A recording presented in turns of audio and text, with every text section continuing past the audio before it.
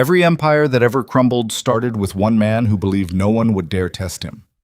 Duke Cedric Ashbourne had crushed earls, silenced conspiracies, and buried enemies so deep their own families forgot their names. But the thing about absolute power is that it creates a silence so perfect you never hear the knife until it's already inside your chest. What happened next inside Blackthorn Keep didn't just change one man. It burned down every rule the aristocracy had written in blood for 300 years. And if you think you know how this ends, stay until you find out exactly what it cost him. The fire in the iron brazier had burned down to a low, furious orange by the time the last petitioner was dragged out of the great hall. Cedric Ashbourne did not move from the blackwood chair that served as his seat of judgment. He never called it a throne. Thrones implied ceremony, and ceremony implied that authority required decoration. His authority required nothing except the memory of what happened to those who questioned it. The hall stretched 60 feet from the raised dais to the iron-bound doors, every stone column scarred by centuries of torch smoke. Banners bearing the Ashbourne stag hung limp in the dead winter air. No musicians played. No courtiers lingered to exchange gossip. The household staff had learned years ago that silence was the only currency that bought safety inside these walls. Commander Aldrich Vane stood 4 paces behind the Duke's right shoulder, his gauntlets clasped at his belt, his face carrying the particular blankness of a man who had witnessed too many interrogations to register surprise at anything. "The merchant confessed," Aldrich said. "Before or after you broke his hand?" "Before." The hand was for lying about when he stopped. Cedric's mouth didn't move. His eyes stayed fixed on the bloodstain the petitioner's guards had failed to clean from the flagstones. How much did Hargrove skim? 1,400 silver marks across 3 shipments. He routed the surplus through a lending house in Greyhaven under his wife's family name. His wife's family? The Caulfields, minor traders, no title, no protection worth mentioning. Cedric finally stood. He moved with the controlled economy of a man who understood that every gesture carried political weight. At 34, his frame carried the lean, angular hardness of someone raised on discipline rather than comfort. His dark hair was cut close, almost severe, and his jaw held the kind of permanent tension that suggested his teeth were always clenched against something he refused to say. "Seize the lending house," he said. "Strip Hargrove's trade license. If the Caulfields resist, remind them that obstruction carries the same penalty as theft in this duchy." "And Hargrove himself?" "Let him keep his hands. A crippled merchant draws sympathy. A ruined one draws nothing." Aldrich nodded once and withdrew through the side passage that connected to the garrison corridor. Alone in the great hall, Cedric walked to the narrow window that overlooked the inner courtyard. Snow had been falling since dawn, covering the training yard in a thin white sheet that the morning drills would churn into gray slush within hours. Below, 2 stable boys wrestled a reluctant draft horse toward the farrier's forge, while a kitchen maid crossed the yard with a covered basket pressed against her hip. Ordinary movement, ordinary lives grinding forward without any awareness of the decisions being made above them. That was the architecture of power, not the sword, not the decree, not the punishment. The ability to exist so far above consequence that the people below never questioned whether the structure holding them up might collapse. Cedric had understood this since he was 9 years old, standing beside his father's deathbed, while 3 uncles argued over who would claim the duchy before the body cooled. He had watched them negotiate, threaten, and finally draw knives against each other in the same room where their brother's lungs filled with fluid. None of them noticed the boy in the corner memorizing every word, every alliance, every fracture. 2 of those uncles were dead within a year. The third lived in comfortable exile on a coastal estate with no access to correspondence, visitors, or sharp objects. People called him ruthless. He considered himself efficient. Ruthlessness implied emotion. Efficiency implied architecture. The difference mattered. 200 miles southeast of Blackthorn Keep, inside a manor house that smelled of beeswax candles and stale ambition, Lady Evelyn Ravenscroft sat across from her husband at a breakfast table set for 3. The third-place setting had never existed before that morning. Lord Marcus Ravenscroft buttered his bread with the same mechanical precision he applied to everything. His movements were deliberate, almost theatrical, as though he wanted the silence to stretch long enough for the weight of what he was about to say to settle into the walls before he opened his mouth. Her name is Lenora, he said, without looking up. She'll be staying in the East Wing until the child arrives. I've already spoken with Dr. Hale about arrangements. Eveline's hand rested on her teacup. She did not lift it. She did not set it down. She held it in that precise middle distance where movement would have meant reaction, and reaction would have meant he had won something. You're putting your pregnant mistress in our home. I'm securing the future of this house. By humiliating the woman who built half the alliances that keep it standing. Marcus looked at her then, not with guilt, not with defiance, with the flat, pragmatic appraisal of a man calculating whether a piece of furniture still served its function. Evelyn, you haven't produced an heir in 6 years. I've been patient. I've been discreet. But patience doesn't build dynasties, and discretion doesn't fill nurseries. He returned to his bread. Lenora carries a son. Dr. Hale confirmed it last week. The boy will need legitimacy, and legitimacy requires proximity. Legitimacy requires a legitimate mother. Legitimacy requires power, and power goes where results go. She stared at him across the polished oak table with its silver candlesticks and imported porcelain, and she felt something shift inside her chest. Not heartbreak. She had grieved this marriage years ago, quietly, in private, in the space between sleeping and waking where honesty couldn't be punished. What shifted was something structural. A load-bearing wall inside her identity cracked, and behind it she discovered not emptiness but a cold, clean clarity that frightened her more than anything Marcus had ever done. She had been disappearing for years. The elegant gowns, the diplomatic smiles, the flawless management of a household that treated her like furniture with excellent taste. She had mistaken endurance for strength.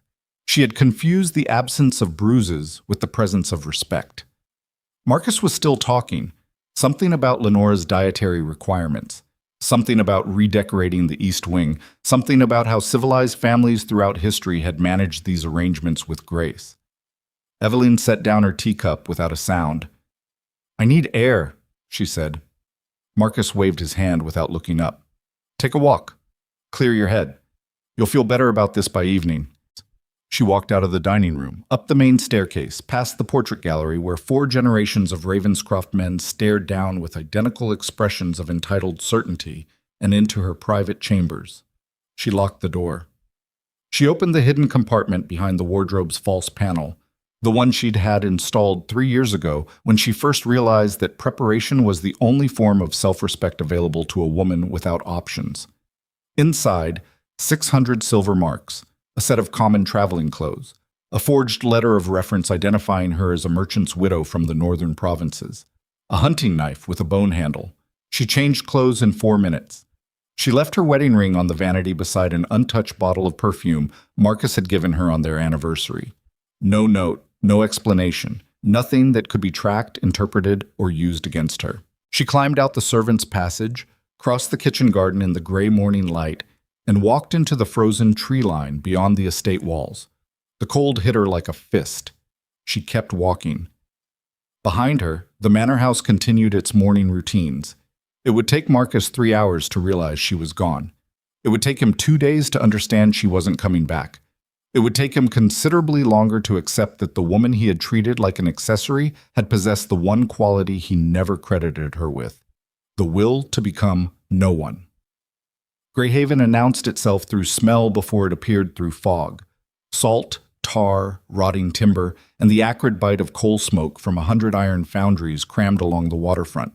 The city sprawled across a rocky harbor like a wound that refused to heal, its streets a chaotic tangle of warehouses, taverns, rope walks, and tenement blocks stacked so close together that neighbors could reach across the alley and steal from each other's windowsills. Eveline arrived after 11 days of walking, riding merchant carts, and sleeping in roadside shelters where the straw smelled like mildew, and the other travelers smelled worse. Her hands were raw. Her boots had split along the left sole. The elegant posture that had once commanded ballrooms now carried the hunched caution of a woman scanning every doorway for threats. She found work on the 3rd day, stitching reinforcement panels into merchant sails at a waterfront loft run by a one-eyed Greyhaven native named Bertram Hull. The work was brutal. 8 hours of driving thick needles through treated canvas until her fingers cracked and bled. Her shoulders locked into permanent knots, and the space between her thumb and forefinger developed a callus, so thick she could press a lit candle against it without flinching. Bertram paid her 4 coppers a day. She ate twice. She slept in a boarding house on Crawl Street where the walls were thin enough to hear every argument, every coupling, and every drunken confession that echoed through the building after dark. She did not complain. Complaint was a luxury that belonged to people who still believed the world owed them comfort. She had shed that belief somewhere along the frozen road between her old life and this one, and the loss felt less like grief than like surgery. Something diseased had been cut away, and what remained was leaner, harder, and infinitely more honest. Within 3 months, she had memorized the shipping schedules of every major trading house operating out of Greyhaven Harbor. Within 6 months, she could read a cargo manifest and identify discrepancies that the merchants themselves hadn't noticed. Patterns emerged. Numbers told stories that words tried to hide. A shipment listed as woolen textiles weighed 30% more than wool could account for. A consignment of Rhenish wine appeared on 3 different manifests under 3 different importers, each claiming a different port of origin. She said nothing. She watched. She filed every inconsistency inside a memory that had once cataloged guest lists and seating arrangements for aristocratic dinners and now served a purpose that actually mattered. Survival had taught her something the aristocracy never could. Information was not power. Information was architecture. And architecture only mattered if you understood which walls were load-bearing and which ones were decorative. The reports arrived on Kaedric's desk, wrapped in waxed leather, delivered by a courier who did not know the name of the person who had sent them. This was standard. Kaedric maintained 11 separate intelligence networks, each operating independently, none aware of the other's existence. Redundancy eliminated loyalty as a variable. The contents, however, were not standard. 3 of the kingdom's most powerful dukes, Heron of Ashcombe, Valorian of Stonebridge, and Edric of Whitmore, had been funneling enormous sums through a web of shell trading companies based in Greyhaven. The money moved in patterns designed to look like legitimate commerce, but the underlying structure was military. Weapons procurement, mercenary contracts, strategic stockpiling of grain and iron in provinces that bordered Kaedric's territory. They were building a war chest, and they were doing it carefully enough that ordinary surveillance would have missed it entirely. Kaedric read the reports twice. Then he summoned Aldrich. "I need to go to Greyhaven." "With how many men?" 6. Enough to move quietly. Too few to announce intent. Aldrich's jaw tightened. Greyhaven is not friendly territory. Half the Harbor Council has financial ties to Ashcombe. If they find out They won't find out because I won't be there as the Duke of Blackthorn. I'll be there as a trade inspector investigating cargo discrepancies. Kaedric folded the reports and locked them inside the iron chest behind his desk. Arrange travel documents under the Mercer cover. We leave at dawn. And if the conspiracy is as deep as these reports suggest? Kaedric looked at him with eyes that held nothing resembling hesitation. Then we'll need to find out who built the architecture before we burn it down. Greyhaven's harbor district operated on its own brutal economy of favors, threats, and selective blindness. The harbor master took bribes from every faction and betrayed each of them with such democratic consistency that everyone accepted corruption as a cost of doing business. City guards patrolled in pairs, more interested in collecting protection fees from tavern owners than in maintaining anything resembling order. Kaedric moved through this ecosystem like a man who had studied predators long enough to mimic their gait without adopting their instincts. His clothes were well made but unremarkable. His bearing suggested authority without advertising it. He asked questions in the flat, disinterested tone of a bureaucrat fulfilling obligations rather than pursuing answers. It took him 4 days to identify the central clearinghouse where the conspirators' money changed hands. It took him 3 more to discover that the operation was significantly larger than the initial reports had suggested. On the 8th day, he found Evelyn. Not deliberately. He was reviewing shipping manifests at the harbor registrar's office when a clerk mentioned that a sailmaker's assistant had flagged irregularities in cargo weights 6 months ago. Nobody had followed up because nobody cared about a seamstress with opinions about mathematics. Kaedric cared.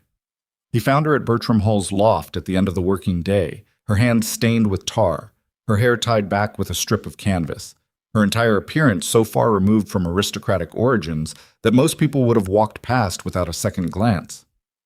Cadric was not most people. "You're Evelyn Ravenscroft," he said. Not a question. A statement delivered with the same precision he used for everything. She didn't flinch. She didn't deny it. She looked at him with eyes that carried the specific weight of someone who had already survived the worst thing they could imagine and had discovered that the world after it looked clearer than the world before. "I was," she said. "Now I'm the woman who noticed your friends in Greyhaven are moving enough iron through false cargo declarations to arm 3,000 men." The silence that followed had weight, not the silence of shock, the silence of two people recalculating each other in real time. "How do you know what I'm investigating?" Cadric asked. "Because you've been visiting the registrar's office for 4 days using credentials that don't match any trade inspector currently licensed by the Crown." She wiped her hands on a rag without breaking eye contact. "And because the only person who would care about those cargo discrepancies is someone who understands what they actually mean." "And what do they mean?" "They mean someone is building an army inside the kingdom's commercial infrastructure, and they've been doing it long enough that the financial architecture is self-sustaining. You could seize every ship in Greyhaven Harbor tomorrow, and the money would still flow, because the system doesn't depend on any single point of origin." Cadric studied her. Not the way Marcus had studied her, as an object to be assessed for function. He studied her the way an engineer studies a bridge that shouldn't be standing, trying to understand the hidden structure that held it together. "You figured this out stitching sails." "I figured this out because nobody watches the person stitching sails. That's the problem with people who think power means being seen. They forget that the invisible ones are always watching. Come work for me." "No." The word landed between them like a dropped blade. Cadric's expression did not change, but something behind his eyes shifted, a recalibration. He was not accustomed to the word, and the adjustment required was not comfortable. That wasn't a request. "I know exactly what it was, and the answer is still no. You have information critical to the security of—" "I have information I gathered on my own time, through my own observation, without your resources, your authority, or your permission. You didn't find this intelligence. I did. And the fact that you need it doesn't entitle you to the person who collected it." Cadric took one step closer. Not threatening. Deliberate. The kind of movement designed to compress space and force the other person to make a choice about whether to hold ground or retreat. Evelyn held ground. "What do you want?" he asked.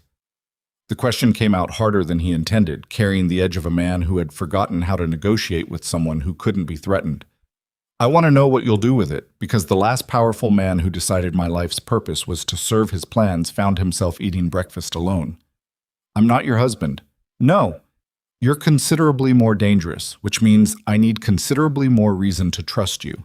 The harbor wind pushed through the loft's open windows, carrying the smell of salt and smoke. Below, dock workers shouted over the crash of cargo being loaded.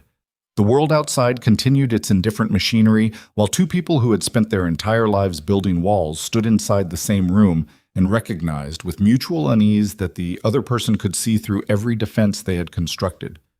"Give me 3 days," Cadric said finally. "For what?" "To show you that what I'm building is worth your risk." "And if it isn't?" "Then you walk away, and I never contact you again." She searched his face for the lie. Every instinct sharpened by 6 years of marriage to a man who wielded words like camouflage told her to refuse, to disappear deeper into Greyhaven's anonymous streets, to protect the freedom she had bled for by never again placing it in someone else's hands. But something else surfaced beneath the caution. Not trust. Trust was a luxury she could no longer afford. Recognition. The bone-deep understanding that the man standing in front of her was not offering her safety. He was offering her a war. And war, unlike marriage, had the decency to announce its casualties in advance. 3 days, she said. And if I smell a single lie, Duke Ashbourne, you'll discover that disappearing is the one skill no amount of power can defeat. He almost smiled. Almost. The expression died before it reached his mouth, killed by years of training that classified vulnerability as structural failure. I'll send for you tomorrow morning. Don't send, come yourself. Anyone who wants my cooperation earns it face to face. He held her gaze for 3 full seconds. Then he turned and walked out of the loft without another word, his boots striking the wooden stairs with the measured rhythm of a man who had just encountered something he did not yet know how to categorize. Aldrich was waiting at the bottom of the stairs, leaning against the salt-crusted wall of the adjacent warehouse. "Well?" She said no. Aldrich blinked. She said no to the Duke of Blackthorn? She said no to a man standing in her workspace, telling her what to do with intelligence she gathered herself. Cadric paused at the corner of the alley, his eyes tracking the movement of 2 harbor guards crossing the far end of the dock. She's right. About what? About everything she said, and about 3 things she didn't say, but I heard anyway. Which 3 things? Cadric started walking toward their lodgings, his stride carrying the restless energy of a man whose internal architecture had just developed an unexpected crack. That the conspiracy is bigger than we estimated, that whoever designed it understands financial systems better than any military strategist I've encountered, and that the woman who mapped it from a sail loft is more valuable than every spy network I currently operate. Aldrich fell into step beside him, processing this assessment with the trained neutrality of a man who had served the Duke long enough to recognize the difference between strategic admiration and something considerably more complicated. What's the plan? Tomorrow morning, I go back to that loft. Alone. Alone. She said anyone who wants her cooperation earns it face to face. She didn't say anything about accepting an audience surrounded by armed men. You're the Duke of Blackthorn walking unguarded through a hostile city to meet a woman who already refused you once. Cadric stopped walking. The wind off the harbor snapped at his collar. The distant clang of a ship's bell marked the changing of the dock watch. And somewhere in the tangled streets behind them, a woman's laughter rose and fell like something beautiful that had no idea it was surrounded by ugliness. She didn't refuse me, Aldrich. She tested me.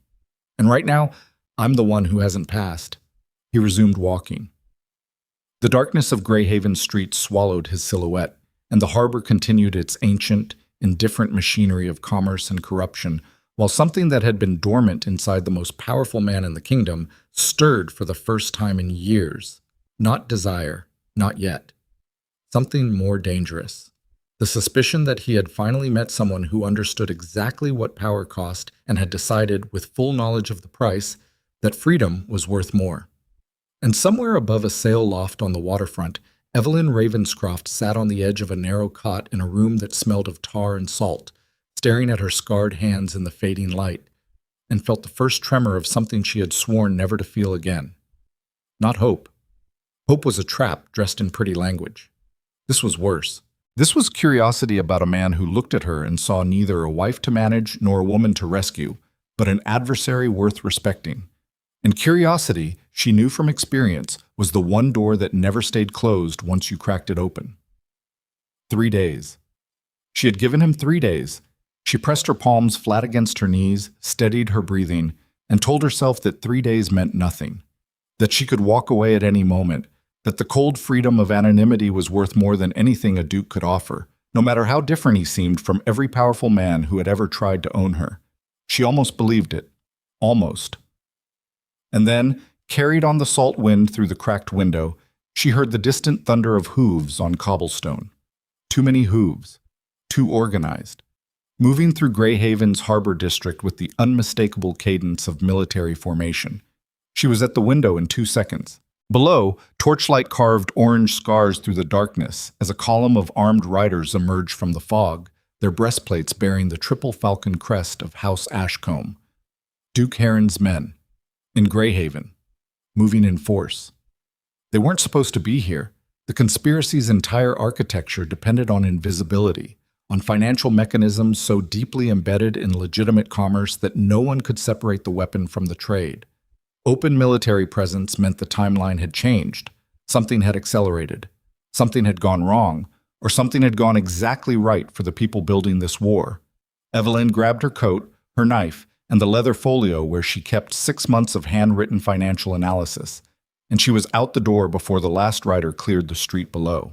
She had to find Cadric Ashbourne before Heron's men found him first. Eveline cut through the alley behind the rope walk at a dead run, the leather folio pressed against her ribs, her boots slipping on cobblestones slick with fish oil and harbor rain. The torchlight from Ashcomb's column bled orange across the rooftops to her left, close enough that she could hear the iron rhythm of hooves echoing off warehouse walls and the clipped orders of a cavalry sergeant directing riders into side streets. They were fanning out. Systematic. Not a raid, a search grid. She knew 3 routes to the lodging house district where a man traveling under false trade credentials would choose to stay.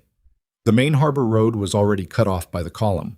The canal path along the eastern waterfront was too exposed, a straight line with no cover and gas lamps every 40 yards. That left Butcher's Row, a crooked intestine of a street that wound through the slaughterhouse quarter and came out behind the Chandler's Market, 2 blocks from the only cluster of boarding houses respectable enough for someone maintaining a cover identity.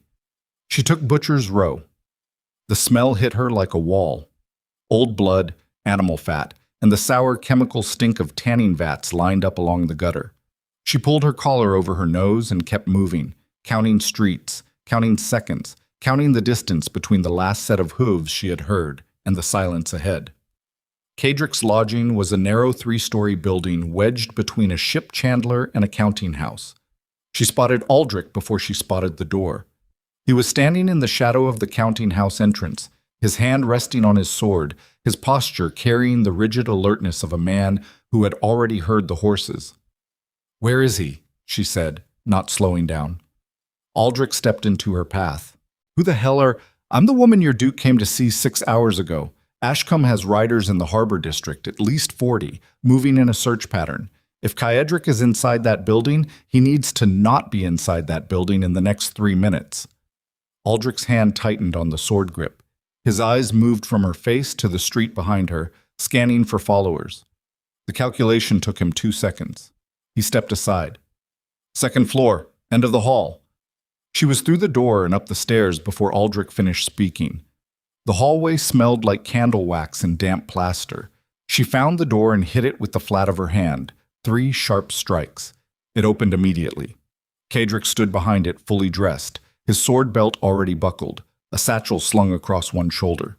He had heard the horses, too. "How many?" he asked, as though women materializing at his door in the middle of the night with tactical intelligence was an ordinary occurrence. 40 mounted.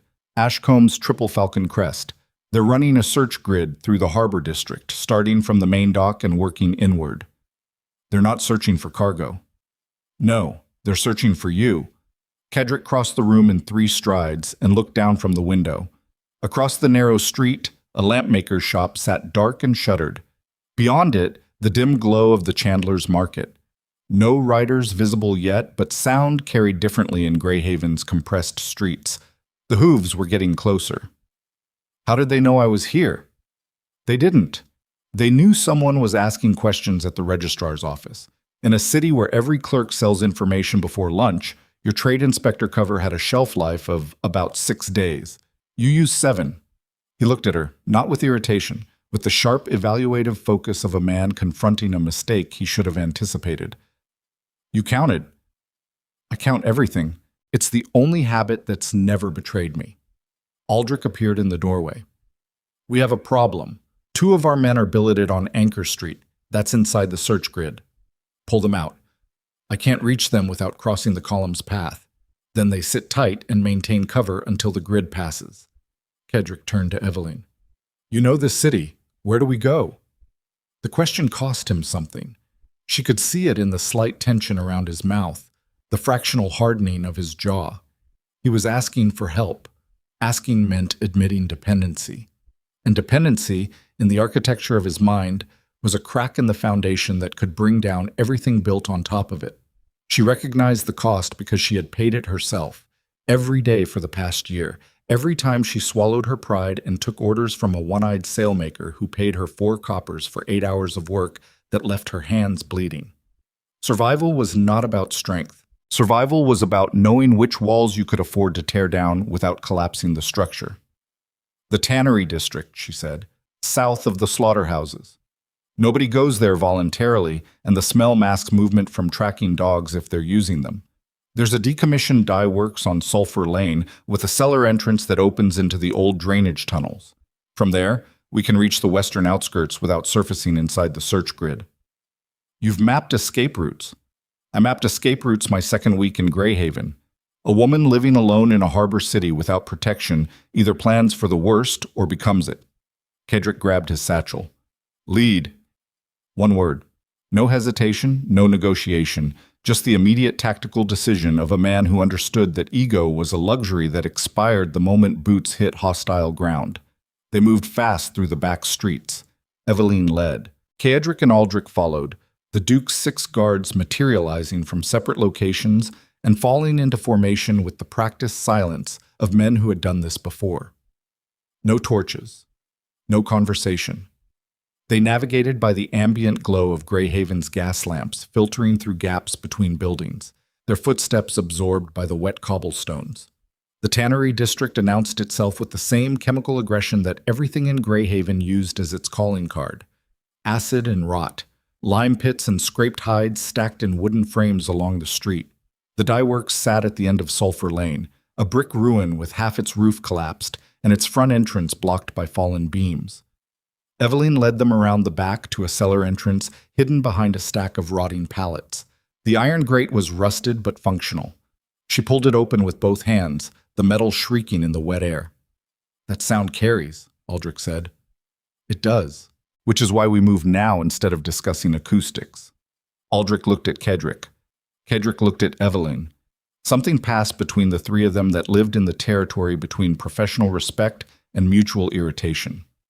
They descended. The drainage tunnels beneath Greyhaven were a relic of an engineering ambition the city had abandoned 2 generations ago. Stone-lined corridors 8 feet high, designed to channel storm runoff toward the harbor, now served as impromptu highways for smugglers, deserters, and anyone else who preferred darkness to daylight. Water ran ankle-deep along the center channel, cold enough to numb feet within minutes.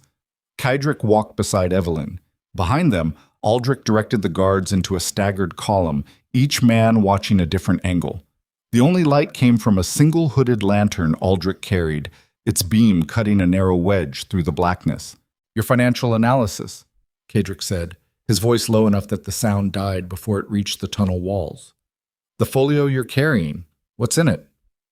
6 months of shipping records, cargo weight discrepancies, financial routing patterns, and the names of 14 intermediaries moving money through Greyhaven on behalf of 3 noble houses. 3. Ashcombe, Stonebridge, and Whitmore. But the architecture doesn't originate with any of them. Kedrick stopped walking. The water swirled around his boots. In the lantern's edge, his face held the particular stillness of a man processing information that reorganized everything he thought he knew. What do you mean? I mean, someone else designed the financial system. The 3 dukes are funding it, but the structure itself is too sophisticated for military minds. The money moves through 17 different commercial entities across 4 cities, each one layered to look like legitimate trade. Ashcombe's people couldn't build that, neither could Stonebridge's. Whoever architected this understands international commerce at a level that suggests either a banking house or a foreign government, or someone inside the Crown's own treasury. Eveline looked at him. You've thought about that. I've suspected it. Your analysis is the first evidence that supports it. It's not evidence. It's a pattern. Evidence requires verification, and verification requires access to records I can't reach from a sale loft. What records? Crown Treasury disbursement logs for the past 3 years, specifically discretionary funds allocated to the Office of Royal Commerce. If money flowed from the Crown to these shell companies before the Duke started funding them, then the conspiracy didn't start as a rebellion. It started as a sanctioned operation that someone inside the government lost control of. The implications settled between them like a weight placed on a table already bearing too much load. If the conspiracy had roots inside the Crown itself, then Kedrick wasn't fighting rogue nobles.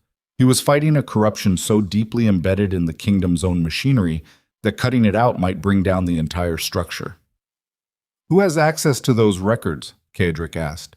The Royal Treasurer, the Chancellor of Commerce, and any member of the King's Privy Council with a discretionary warrant. That's 11 people. 12. You're forgetting the keeper of the Privy Seal, who countersigns every disbursement over 500 marks. Cadric stared at her through the half-dark. You memorized the kingdom's financial authorization chain. I memorized it when I was 19. My father was a minor lord with major debts. Understanding where money moved was the difference between keeping our estate and losing it. She resumed walking. I lost the estate anyway, but the knowledge turned out to be more valuable than the land. They walked in silence for another 100 yards.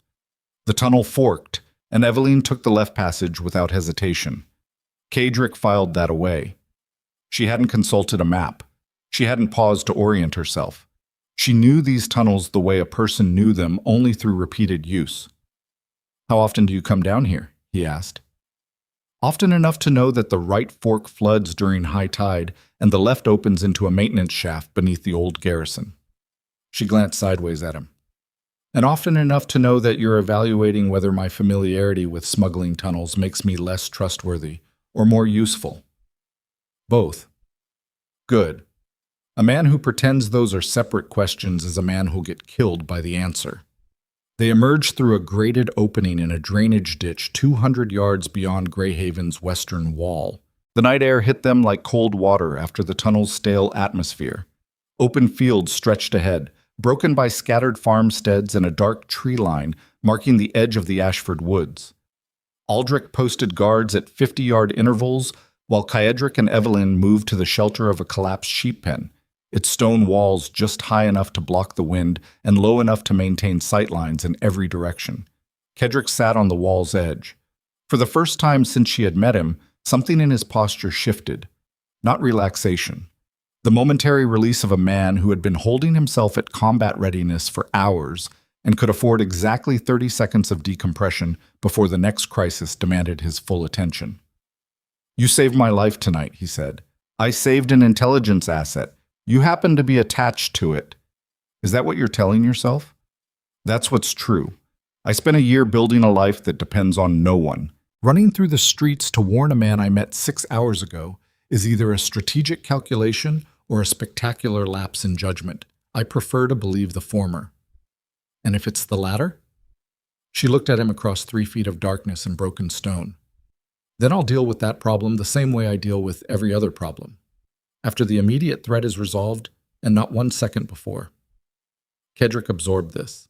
His eyes tracked the distant tree line, but his attention was entirely on her.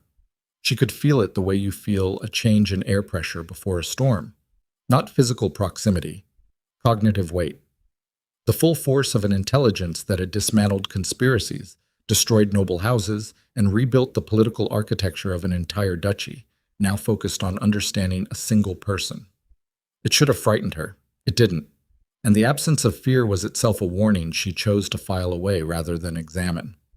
The 3 days I asked for, Cedric said. I think we can dispense with the timeline. Ashcombe's riders in Greyhaven changed everything. Ashcombe's riders in Greyhaven means they know someone is investigating the financial network. They don't know it's me yet, or those riders would have been assassins, not scouts. But the window between scouts and assassins is measured in days, not weeks. What are you proposing? An alliance, full partnership. Your intelligence, my resources. We take apart the conspiracy before it takes apart the kingdom. Partnership implies equal standing. It implies shared risk and shared authority over operational decisions within the scope of this investigation. Those are nice words. In my experience, powerful men redefine scope whenever it becomes convenient. Cadric leaned forward. His voice dropped to a register that carried no performance, no calculation, no strategic inflection, just the raw timbre of a man saying something that cost him the comfort of his own certainty. I redefine scope when the situation demands it. I will not deny that. But I have never redefined it to diminish someone whose competence exceeded my own. And I will not start now. You mapped a conspiracy from a sail loft that my 11 intelligence networks missed. Either I recognize what that means, or I deserve whatever comes next. The wind moved across the open field, bending the grass in silver waves under the cloud-broken moonlight. Somewhere in Greyhaven, Ashcombe's riders were still searching empty rooms and interrogating frightened clerks. Somewhere in the kingdom, 3 dukes were counting their money and sharpening their plans. And somewhere inside the crown's own machinery, someone had built a weapon disguised as commerce and aimed it at the foundations of everything Cedric Ashbourne had spent his life defending. Eveline opened the leather folio and spread its contents across the stone wall between them. 6 months of handwritten analysis. Names, dates, cargo weights, routing patterns, financial connections drawn in careful ink on paper stained with tar and salt. "If we do this," she said, "I need something you've never given anyone." "Name it." "Transparency. Complete operational transparency. Every piece of intelligence you have, every decision you make, every ally and every enemy. If I'm building the analytical architecture for this investigation, I build it with full information or I don't build it at all. Half-truths create blind spots, and blind spots in financial analysis get people killed. That level of access would make you the most informed person in the duchy outside of myself." "Yes." "And if this alliance fails? If we disagree on strategy, on targets, on methods? Then we resolve it between us or we dissolve the partnership. But we never, under any circumstance, resolve it by one of us withholding information from the other. The moment you keep a secret from me for my own protection, or for strategic advantage, or because you've decided I don't need to know, this is over. And I vanish so completely that your 11 networks will spend years confirming I ever existed." Cedric looked at the documents spread between them. Financial networks rendered visible by a woman who had learned to read the invisible language of money while her hands bled into merchant sales. A map of corruption drawn not by power, but by patience. Not by authority, but by the specific, brutal clarity that came only to people who had lost everything and discovered that the wreckage contained more truth than the structure ever had. "Agreed," he said. The word carried weight beyond its single syllable. He knew it. She knew it. Aldrich, standing 12 feet away and pretending not to listen, knew it. Something had just shifted in the architecture of the most powerful duchy in the kingdom, and the shift was irreversible. "Then we start tonight," Eveline said. She pulled a single page from the folio and held it toward him. "This is a transaction record from 6 weeks ago. A payment of 800 marks routed through a shell company called Northfall Trading to a recipient listed only as an account number at the Royal Bank of Kingsport." Northfall Trading. That name appeared in the initial intelligence reports. It appears in all of them. Northfall is the hub. Every financial line in this conspiracy passes through it at least once. Whoever controls Northfall controls the money, and whoever controls the money controls the rebellion. "Do you know who owns Northfall?" "No. The registration documents are sealed under commercial privacy statutes, but I know who signed the bank authorization that created the account." "Who?" Eveline's eyes met his across the scattered documents, and in that look he saw the full weight of what she was about to say reflected against 6 months of painstaking, invisible work. A woman who had been dismissed, discarded, and erased from the world she was born into had quietly built the most devastating piece of intelligence the kingdom had seen in a generation. "Lord Chancellor Aldous Merrick," she said, "the king's most trusted advisor, the man who sits at the right hand of the crown and countersigns every act of state." The silence that followed was absolute. Even the wind seemed to pause. Cedric's face did not change, but his hands, resting on the stone wall beside the documents, went completely still. Not the stillness of shock, the stillness of a man watching the ground open beneath the only structure he had trusted to hold. "If Merrick is the architect," Cedric said slowly, "then this isn't a conspiracy against the crown. The crown is the conspiracy. And every move you've made to protect the kingdom has been visible to the man who's trying to destroy it." The implications cascaded through Cedric's mind like falling stones. Every intelligence report he had filed through official channels, every military disposition he had shared with the Privy Council, every strategic conversation held within the walls of institutions that Merrick's authority could penetrate. He had been fighting blind, and the man holding the blindfold had been standing beside him the entire time. "We can't go back to Blackthorn through official channels," Cedric said. "Every courier route, every garrison checkpoint, every communication relay between here and the keep runs through infrastructure that Merrick can monitor." "Then we don't use official channels." "What do we use?" Eveline gathered the documents, slid them back into the folio, and stood. The moonlight caught the sharp angles of her face, the jaw set against uncertainty, the eyes carrying a clarity that came only from having already survived the worst and discovering that the worst was merely the entrance fee for what came next. We use the one network that no Lord Chancellor, no Duke, and no King has ever thought to monitor, she said. The one I built from nothing while everyone who mattered was too busy watching each other. Somewhere behind them, in the choking streets of Greyhaven, a bell tower struck midnight. Ahead, the Ashford Woods waited in the darkness like a held breath. And between them, on a broken stone wall in an empty field, the alliance that would either save the kingdom or bring its most powerful institutions crashing down had just crossed the only threshold that mattered, the one you cannot cross back over. The network Evelyn had built was not a network at all, in any way Kaedric would have recognized. No agents, no handlers, no dead drops or coded correspondence. It was a web of ordinary people doing ordinary things who happened to owe small debts of gratitude to a woman who had once stitched their sails, mended their ledgers, or simply listened when no one else would. A fishmonger's wife in Greyhaven who tracked which merchants received unusual shipments after dark. A retired harbor clerk who still drank at the same tavern where active clerks discussed their daily manifests. A laundress at the Kingsport garrison who noticed which officers received sealed correspondence outside the regular military post. A stable hand at the Royal Bank who counted the horses belonging to visitors who arrived without appointments and left without signing the guest register. None of them knew each other. None of them knew they were part of anything. They simply answered when Evelyn asked questions because she had earned the specific kind of trust that powerful people never understood. The trust of someone who had been invisible among them and had never used that invisibility against them. It took 11 days to move from Greyhaven to the outskirts of Kingsport through this patchwork of contacts, traveling by merchant cart, fishing boat, and foot-along routes that never intersected with military checkpoints or crown-monitored roadways.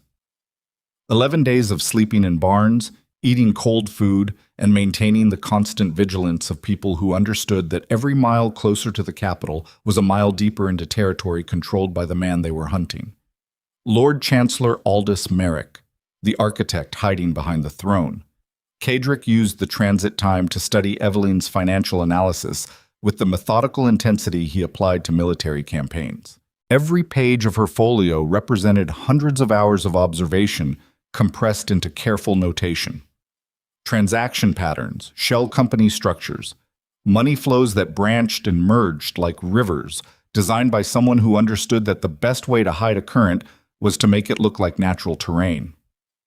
Merrick didn't build this in a year, Kaedric said on the fifth night, sitting across from Evelyn in the hayloft of a dairy farm 12 miles south of Kingsport. The farmer below believed they were textile merchants avoiding highway tolls. This financial architecture has been evolving for at least a decade. Closer to 15 years, Evelyn said. She was sharpening her knife on a whetstone, the rhythmic scrape filling the silence between words. The oldest transaction pattern I can identify dates back to the early years of King Aldrin's reign, before Merrick was even appointed chancellor. So he started building it while he was still climbing. He started building it because climbing was never the goal. The position was just the access point. The real objective was creating a financial system so deeply integrated into the kingdom's commercial infrastructure that removing it would cause more damage than leaving it in place. Kaedric absorbed this. The implication was staggering. Merrick hadn't corrupted an existing system. He had built a parallel one, so intertwined with legitimate commerce that the kingdom's economy now partially depended on the very mechanism designed to destroy it. Cutting out the cancer might kill the patient. Aldrich, Kaedric said without turning. His commander sat near the loft's ladder, cleaning his sword with the automatic precision of a man who maintained his weapons the way other people maintained their breathing. When we reach Kingsport, I need you to make contact with Sir Brendan Hale at the garrison, discreetly. Use the Ashford cipher. Aldrich's hands paused on the blade. Hale reports to General Thornton. Thornton sits on the Privy Council. I know. Which means anything Hale knows, Thornton knows within hours. And anything Thornton knows, Merrick knows by morning. Yes, that's the point. Evelyn looked up from her knife.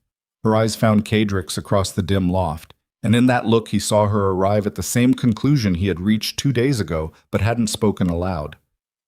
You're going to feed Hale false intelligence, she said. Not a question. I'm going to feed Hale 3 different versions of our operational plan, each containing a specific detail that exists nowhere else. Whichever version reaches Merrick's desk will tell us exactly which link in the chain is compromised. And if all 3 reach his desk, then the entire military command structure between Kingsport and Blackthorn is rotten, and we're operating inside hostile territory with no institutional allies. The whetstone stopped. Eveline set the knife down on her knee and looked at him with the expression of someone measuring the distance between strategic brilliance and suicidal overconfidence. You're comfortable with that possibility. Comfort has nothing to do with it. When the ground under you is unstable, you don't stand still and hope it holds. You move until you find rock. They reached the outskirts of Kingsport on the 12th day. The capital sprawled across the confluence of the Ashwater and the Greenvale rivers, its skyline dominated by the twin spires of the royal palace and the massive stone bulk of the Treasury Hall. Commerce and governance pressed against each other like 2 fighters sharing a ring too small for both, their respective architectures bleeding into each other until it became impossible to tell where the kingdom's business ended and the kingdom's power began. Merrick's design. The whole city was his design. A place where money and authority were so thoroughly entangled that controlling one meant controlling both. Kadrick established a safe house in a rented warehouse on the southern dock, far enough from the palace district to avoid routine patrols, but close enough to reach the Treasury Hall within 20 minutes on foot. Aldrich deployed the 6 guards in rotating pairs along the approaches, while Kaedric and Eveline set up an operational command post, using shipping crates as tables and stolen candles as light sources. Within 3 days, the trap was set. Aldrich made contact with Sir Brendan Hale and delivered the first version of the false intelligence. A separate courier carried the second version to a supply officer named Garrett, who managed logistics for the garrison's Eastern Command. The third version went through a commercial shipping channel that Kadrick knew fed information to the Office of Royal Commerce. Then they waited. It took less than 48 hours. Aldrich returned to the warehouse on the morning of the 5th day in Kingsport with a face that carried the specific gravity of bad news too heavy for words to bear efficiently. "The third channel," he said. "The commercial one. It reached Merrick's office before the other 2. My contact inside the Treasury Hall confirmed that Merrick convened a private meeting within 6 hours of the delivery." "Who attended?" "Merrick, the keeper of the Privy Seal, and one person I didn't expect." Aldrich paused. The pause lasted 2 seconds, but inside those 2 seconds, Kaedric felt something shift in the architecture of his own certainty, a structural tremor, the kind that preceded collapse. "General Thornton wasn't there," Aldrich continued. "Neither was Hale. The third person in that room was your cousin, Lord Edric Ashbourne." The name landed like a blade in the floor between them. Kaedric did not move. His body went still the way a building goes still in the instant after an earthquake, every joint and beam holding rigid while the mind calculates whether the damage is superficial or fatal. Lord Edric Ashbourne, his father's brother's son, the man who had been raised alongside Kaedric inside Blackthorn Keep, who had trained with the same weapons masters, studied with the same tutors, eaten at the same table for 16 years. The man Kaedric had trusted to manage Blackthorn's commercial operations while he focused on military and political affairs. The man who had full access to every trade route, every financial record, and every commercial agreement that passed through the duchy. "How long?" Kaedric's voice came out flat. Not controlled. Flat. The difference was the difference between a dam holding back water and a dam that had already cracked and was running dry. "I don't know yet." "Guess." "Based on the access Edric has to your commercial infrastructure and the timeline of Eveline's financial analysis, at least 4 years. Possibly longer." 4 years. Kaedric's hands rested on the shipping crate that served as his desk. He pressed his palms flat against the rough wood and felt the grain push back against his skin, a sensation so mundane and physical that it anchored him in the present while his mind spiraled through 4 years of memories, reinterpreting every conversation, every decision, every moment of apparent loyalty through the lens of betrayal. Every trade agreement Edric had negotiated, every commercial contact Edric had cultivated, every dinner, every hunt, every evening in the study where Kaedric had discussed strategy while Edric listened with the patient attentiveness that Kaedric had mistaken for devotion. Not devotion, surveillance. His own cousin had been sitting inside his household, inside his trust, inside the only circle of confidence Kaedric had permitted himself to maintain, and feeding every piece of information directly to the man who wanted to destroy him. The feeling that moved through Kaedric's chest was not anger. Anger was a surface response, a reaction that lived in the muscles and the jaw and the hands. What moved through him was deeper, tectonic. The grinding shift of a foundational belief being torn from the bedrock it had been embedded in. He had built his entire system of power on the principle that trust was structural. You didn't trust people because you liked them or because they were family. You trusted them because you had verified their reliability through years of observation, tested their loyalty through incremental increases in responsibility, and confirmed their integrity through the only method that mattered. Whether they held steady when holding steady cost them something. Edric had held steady for years. Edric had passed every test. Edric had been the one person inside Blackthorn's inner circle whose loyalty Kaedric had never questioned, because questioning it would have meant questioning the entire methodology by which Kaedric evaluated human beings. And the methodology was wrong. Not slightly wrong. Not wrong in a way that could be corrected with better data or refined criteria. Wrong at the foundation. Wrong in the way that meant every other assessment built on the same methodology was also suspect. Every trusted advisor, every verified ally, every person Kaedric had placed inside the load-bearing walls of his power structure. If Edric could betray him, anyone could. And if anyone could, then the architecture of trust itself was not a foundation. It was a trap. Evelyn watched him from across the warehouse.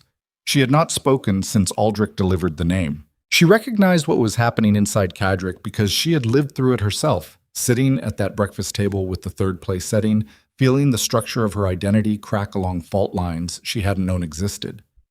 She knew there was nothing to say. Words did not repair structural damage. Only time and the brutal honesty of reconstruction could do that, and reconstruction required first accepting that the old structure was gone. "I need to see the evidence," Kaedric said finally. His voice had changed. Not louder, not harder.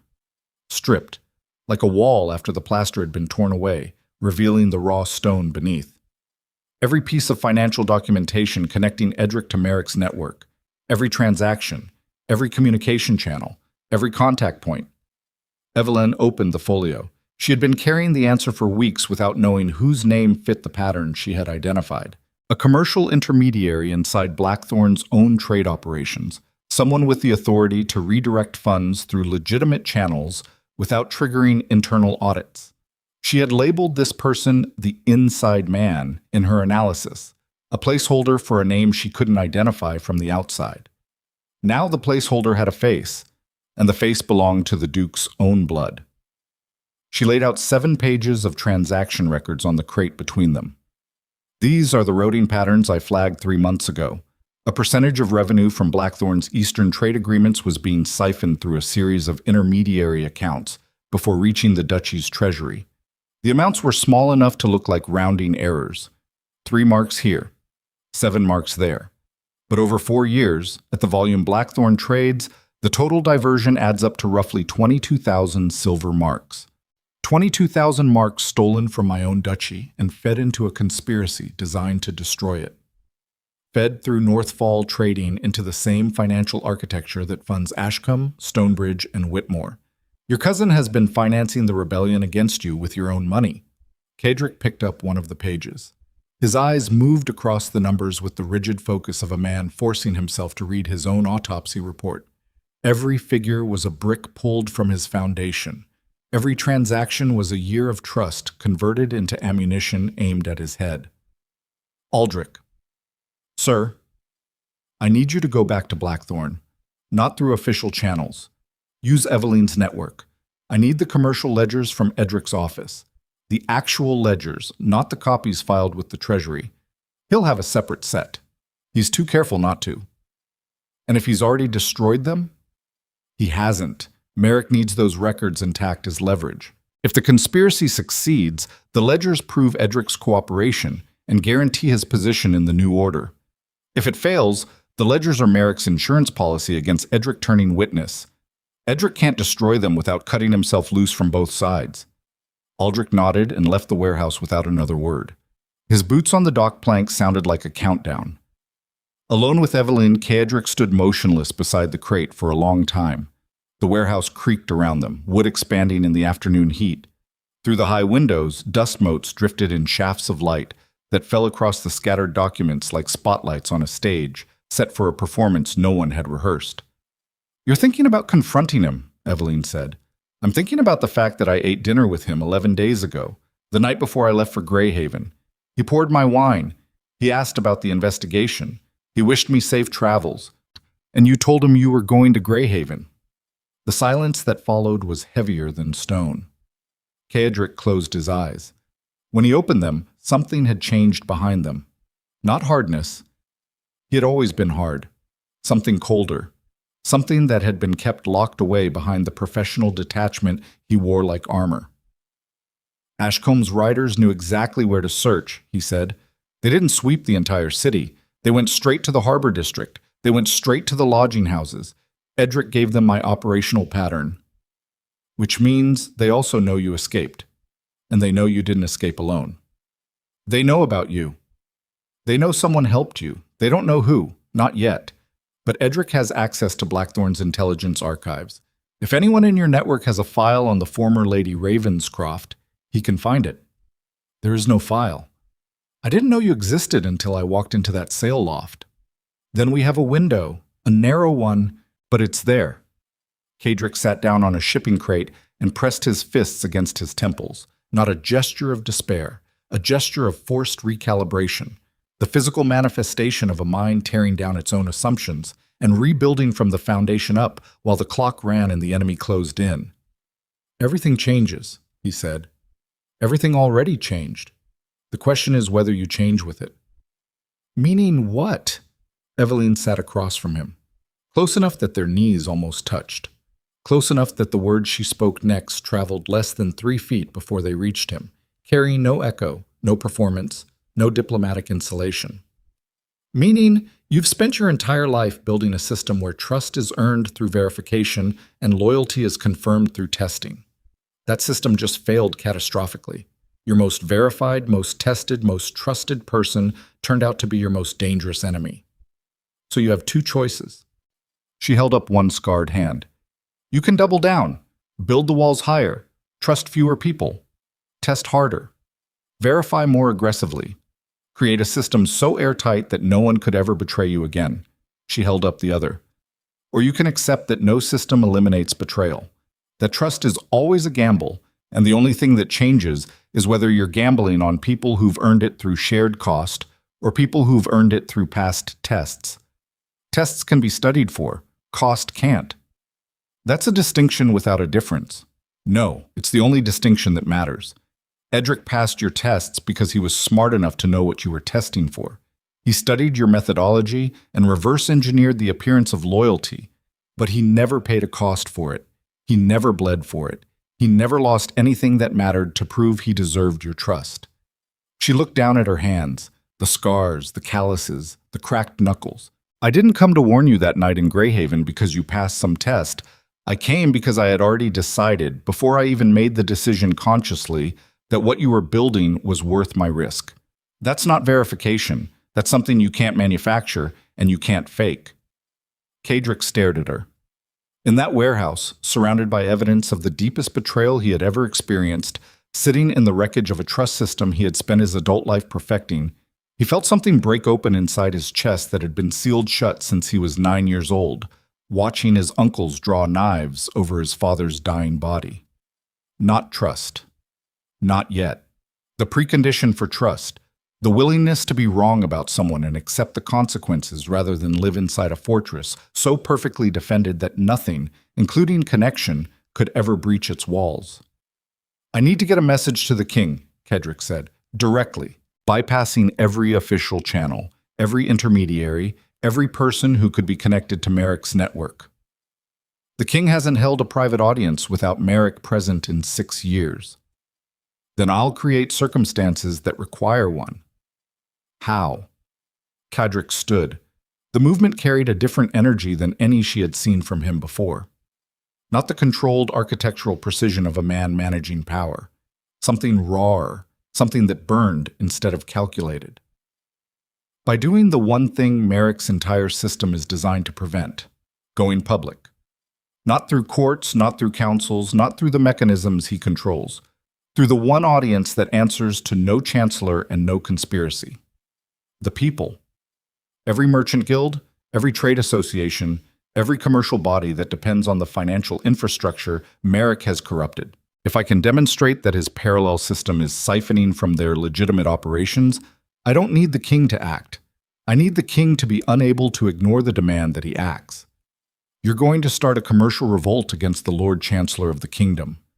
I'm going to expose a parasite that's been feeding on the kingdom's economy for 15 years and let the host body do what host bodies do when they finally recognize the infection. Merrick will retaliate. The moment you go public, he'll activate every asset he has. Ashcombe, Stonebridge, Whitmore, your cousin, and anyone else embedded in institutions you haven't identified yet. Yes. You could lose everything. Blackthorn, your title, your life. I've already lost the thing that mattered most, the belief that my own judgment was reliable. He picked up Evelyn's folio and held it like a man holding the deed to a property he had just decided to burn. If I'm going to rebuild, I'd rather rebuild on ground I've cleared myself than on a foundation someone else has already mined. Evelyn stood. She took the folio from his hands and looked at him with eyes that held neither admiration nor pity. Only the fierce, unsentimental recognition of someone who understood exactly what it meant to tear yourself apart and reassemble the pieces into something that could survive what came next. Then we need to move tonight, she said, before Aldrich reaches Blackthorn and before Edric realizes the ledgers are the target. Because the moment your cousin understands that you know, he will burn every bridge between himself and Merrick, and we will lose the only physical evidence connecting the Chancellor to the conspiracy. How much time do we have? If Edric is following his usual pattern, he visits Blackthorn's commercial offices every third day. Aldrich left 4 hours ago. If he moves fast enough through my network, he can reach Blackthorn in 6 days. Edric's next office visit falls on the 7th day. 1 day of margin. 1 day. And that's assuming nothing else goes wrong. Kydrick looked at her across the warehouse, across the scattered documents and stolen candles, and the accumulated evidence of a betrayal so deep it had reshaped his understanding of himself. The woman standing in front of him had nothing to gain from this fight and everything to lose. She had built her freedom from nothing, and she was about to wager it on a battle that wasn't hers, alongside a man whose own cousin had just proven that proximity was the most dangerous form of warfare. "Why are you still here?" he asked. Not as a challenge, as a genuine question from a man whose framework for understanding loyalty had just been demolished and who needed, desperately, to understand why someone would choose to stand in the blast radius voluntarily. Evelyn picked up her knife, slid it into her belt, and walked toward the warehouse door. She paused with her hand on the iron latch. "Because you asked me that question instead of assuming you already knew the answer," she said. "Every other powerful man I've known would have taken my presence for granted. You're the first one who wanted to understand it." She opened the door. Kingsport's evening air flooded in, carrying the smell of river water and coal smoke, and the distant noise of a city that had no idea it was standing on a fault line. "Now move, Duke Ashbourne. We have a kingdom to crack open, and the only tool we've got is the truth, which means we're either the bravest people in this city or the most delusional." She walked out into the fading light. Kadrick followed. Behind them, the warehouse held its silence around 7 pages of financial evidence, a stolen candle burning down to nothing, and the ghost of a trust system that would never be rebuilt the same way twice. Ahead, the spires of the royal palace caught the last red light of sunset like blades raised against a darkening sky, and somewhere inside those walls, Lord Chancellor Aldous Merrick sat at his desk reviewing the false intelligence that had already told him the Duke of Blackthorn was in Kingsport, was investigating, and was running out of time.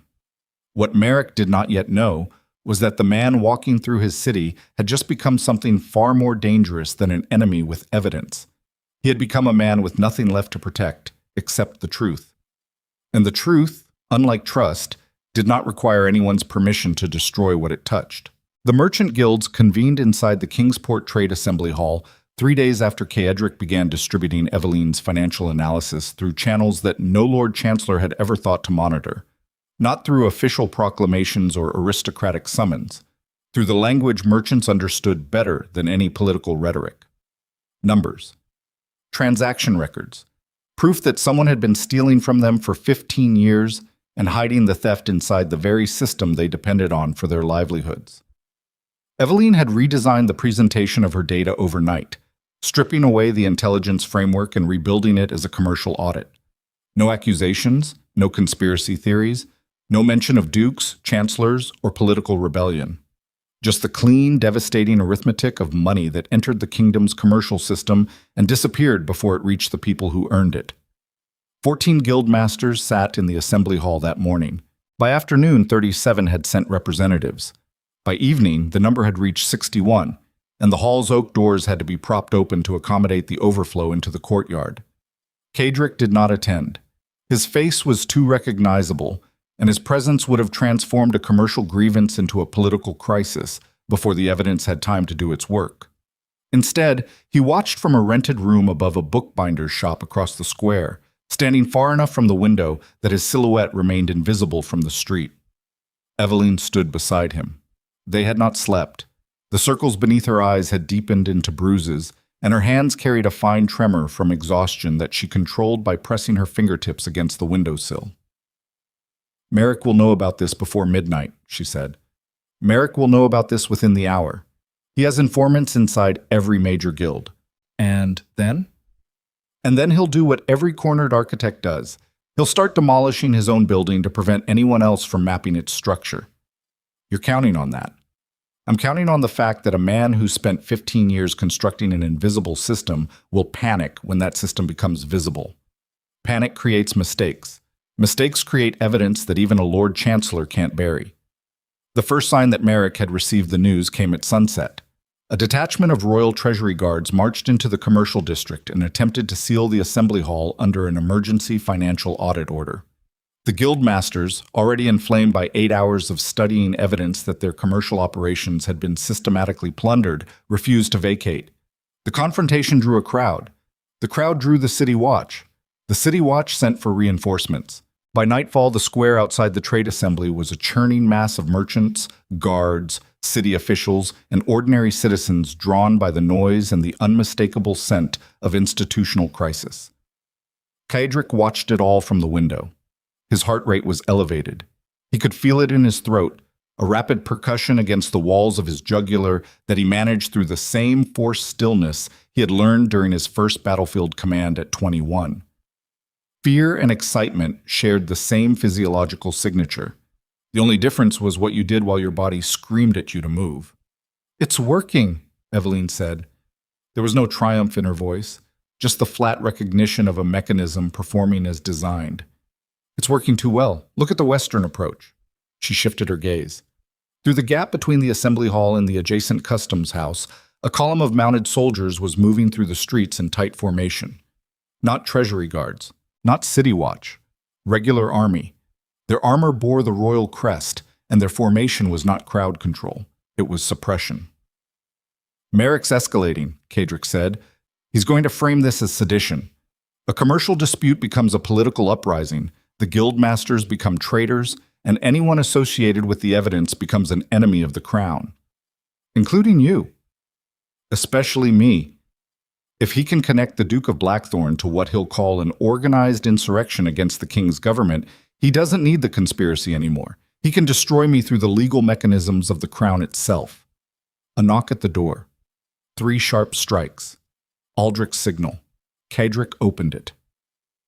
Aldrich stood in the hallway with rain on his shoulders, mud on his boots, and a leather satchel clutched against his chest. He had ridden 6 days to Blackthorn and 6 days back, and his face carried the hollowed-out exhaustion of a man who had pushed his body past every reasonable limit. "The ledgers," he said, and handed the satchel to Kaedric. Kaedric opened it on the bookbinder's work table. Inside, 3 bound notebooks filled with Edric Ashbourne's meticulous handwriting, dates, amounts, account numbers, correspondent names, the private financial records of a man who had been systematically betraying his own family for years, maintained with the careful precision of someone who understood that documentation was both weapon and shield. Evelyn bent over the notebooks, her eyes moving across the entries with the focused speed of someone reading a language she had been studying her entire life. Within minutes, her hands stopped trembling. The data consumed her the way water consumed a drought. Purpose replaced exhaustion. "This is everything," she said. "Every transaction between Edric and Northfall Trading. Every payment from Northfall to Merrick's shell companies. Every disbursement from Merrick's network to Ashcombe, Stonebridge, and Whitmore." She looked up at Cadric. "This is the entire conspiracy in 3 notebooks. Can you map it, all of it, in a way that a king who's been lied to for 6 years can understand in one sitting? Give me 4 hours." "You have 2. Merrick is moving troops into the city. If we don't reach the king before the assembly hall situation becomes a military engagement, the evidence gets buried under martial law." Evelyn grabbed a sheet of the bookbinder's paper and a pot of ink. She began writing. Not words. Architecture. A visual map of every financial connection, every shell company, every money flow, rendered in the precise, interconnected structure that turned 3 notebooks of raw data into a single devastating picture. Cadric turned to Aldrich. "What happened at Blackthorn?" Aldrich's jaw tightened. "Edric is gone. He left the keep 2 days before I arrived. Took 6 horses, 12 men, and every piece of correspondence from his private study." "Where did he go?" "South, toward Kingsport. Cadric, he's coming here." The information recalibrated everything. Edric was not running. Edric was converging, moving toward the same city where Caedric was attempting to expose the conspiracy, which meant either Edric intended to stop him or Edric had been summoned by Merrick to participate in whatever counterstrike the Chancellor was preparing. "How many men does Merrick have inside the city?" "Regular army garrison is 600, Treasury Guard is another 150. City Watch answers to the mayor, who answers to the Privy Council, which answers to Merrick. If he invokes emergency powers, he can mobilize over 1,000 armed men within the capital. And we have 6. We have 6 and the most dangerous woman in the kingdom with a pot of ink." Aldrich said it without irony. He had spent 12 days traveling through Evelyn's network and had emerged with a respect for its creator that bordered on awe. "What's the plan?" Cadric closed his eyes. Behind the darkness, his mind ran calculations with the same relentless precision he applied to military campaigns, except this campaign had no army, no fortifications, no supply lines, and no margin for error. Every variable was hostile. Every path forward led through territory controlled by the enemy. The only advantage he held was the truth, and truth was the most fragile weapon in existence because it only worked if someone with power was willing to hear it. He opened his eyes. "We go to the palace tonight, through the old servants' passage beneath the east wing. I used it once when I was 17 to sneak out of a state dinner. It connects the palace kitchens to the wine cellars, and the wine cellars have an interior staircase that opens near the king's private chambers. A passage you used once, 9 years ago, to dodge a dinner party. That's our operational plan. Our operational plan is getting Evelyn's map in front of the king before Merrick gets martial law in front of the guilds. If you have a better route into a fortified palace controlled by the enemy, I'm listening." Aldrich had nothing. The silence was its own answer. 2 hours, Cadric said. Then we move. Evelyn finished the map in 90 minutes. It covered 4 sheets of the bookbinder's largest paper, each one connected to the next in a continuous visual narrative that traced the conspiracy from its earliest financial roots inside the Crown Treasury to its most recent military manifestations in the provinces. Every line was labeled, every connection was documented, every claim was cross-referenced against specific entries in Edric's ledgers. It was, without exaggeration, the most comprehensive piece of intelligence analysis the kingdom had ever produced. And it had been built by a woman who had started as a runaway duchess stitching sails in a harbor loft. They left the bookbinder's shop at the 10th bell. Rain had intensified, driving most citizens indoors and reducing visibility to 40 yards. The streets between the commercial district and the palace were patrolled by regular army units, but the patrols followed predictable routes, and Caedric had spent enough time studying military deployment patterns to map the gaps. They moved in a tight group. Cadric and Evelyn in the center. Aldrich and 2 guards ahead, 4 guards behind. The remaining pair had been sent to create a diversion near the garrison's eastern checkpoint, a staged brawl designed to pull patrol attention away from the palace approach for exactly 12 minutes. 11 minutes and 40 seconds after the diversion began, they reached the servants' passage. The entrance was a narrow iron door set into the palace's eastern foundation wall, hidden behind a drainage culvert choked with dead vegetation. Caedric cleared the debris with his hands, tearing at wet leaves and mud until his fingers found the iron latch. It resisted. 9 years of neglect had corroded the mechanism into a solid mass. He pulled harder. The latch broke free with a sound that seemed deafening in the rain-soaked silence. Everyone froze. 2 seconds. 5. No alarm. The passage was exactly as Caedric remembered. Narrow, low-ceilinged, smelling of damp stone and ancient cooking grease. They moved single file, Caedric leading, one hand on the wall, the other gripping Eveline's map case against his chest. His breathing was controlled, forced. Each inhale measured against the rhythm of his footsteps to prevent the adrenaline flooding his bloodstream from converting into the kind of rapid, shallow gasping that compromised cognitive function. His body wanted to run. His mind refused to let it. The wine cellar was dark and cold. Vast rows of oak barrels lining both walls. The air thick with the sweet fermentation of decades of stored vintages. The interior staircase rose from the cellar's far corner, a narrow spiral of stone steps that climbed 3 stories to the residential wing. Caedric paused at the base of the stairs. Through the stone walls, muffled but unmistakable, he heard raised voices. Not from above, from below, from the direction of the palace's main entrance. "Merrick's here," Aldrich said. He had pressed his ear against the wall, reading vibrations the way a hunter reads tracks. Multiple voices, at least a dozen men. They're inside the main hall. Then we go up before they come down. They climbed. The staircase was tight enough that Caedric's shoulders brushed both walls. At the second landing, a servant carrying a tray of empty wine glasses rounded the corner and came face to face with 8 armed people emerging from a passage that was not supposed to be in use. The servant opened his mouth. Aldrich caught the tray before it hit the ground. Caedric caught the servant's arm before the scream left his throat. "We are here to see the king," Caedric said. His voice was quiet, controlled, and carried the unmistakable authority of a man who is accustomed to being obeyed. "You are going to walk ahead of us to the king's private study. You're going to knock on his door and announce the Duke of Blackthorn. And you're going to do this without speaking to anyone else or deviating from the most direct route available." The servant's eyes were wide. His mouth worked silently. Then something in Caedric's expression communicated the precise boundary between request and consequence, and the servant nodded. They reached the king's private study without further incident. The servant knocked.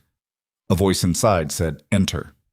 The servant opened the door, and for one suspended moment, the scene inside the study crystallized into a tableau that Caedric would remember for the rest of his life. King Aldrin sat behind his writing desk, a man in his early 50s whose once commanding frame had softened under years of delegated authority. His eyes were tired. His hands were ink-stained. He looked like a man who had been signing documents he didn't fully understand for so long that the act had become muscle memory. Standing beside the king, one hand resting casually on the back of the royal chair, with the possessive ease of a man who considered himself the true occupant of every room he entered, was Lord Chancellor Aldous Merrick.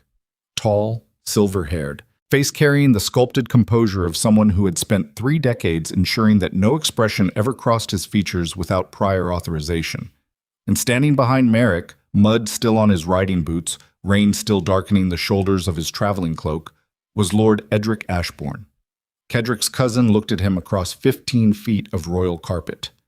No surprise in his face, no guilt, no defiance. The flat, evaluative calm of a man who had anticipated this moment and had already prepared his response. "Caedric," Merrick spoke first. His voice carried the warm, measured cadence of a man who had spent decades making manipulation sound like mentorship. "I was hoping you'd come to the palace. It saves us the difficulty of sending armed men to collect you." "I'm here to speak with the king." "You're here to commit an act of treason by bypassing every legal channel of communication between a duke and his sovereign. You entered the palace through an unauthorized passage with armed men. In any court in the kingdom, that constitutes an assault on the crown. In any court you control, perhaps. I'm here to show the king what his most trusted advisor has been building behind his back for 15 years. Merrick did not flinch. His composure held with the practiced rigidity of a man who had rehearsed this confrontation in his mind 1,000 times and had prepared a response for every possible angle of attack.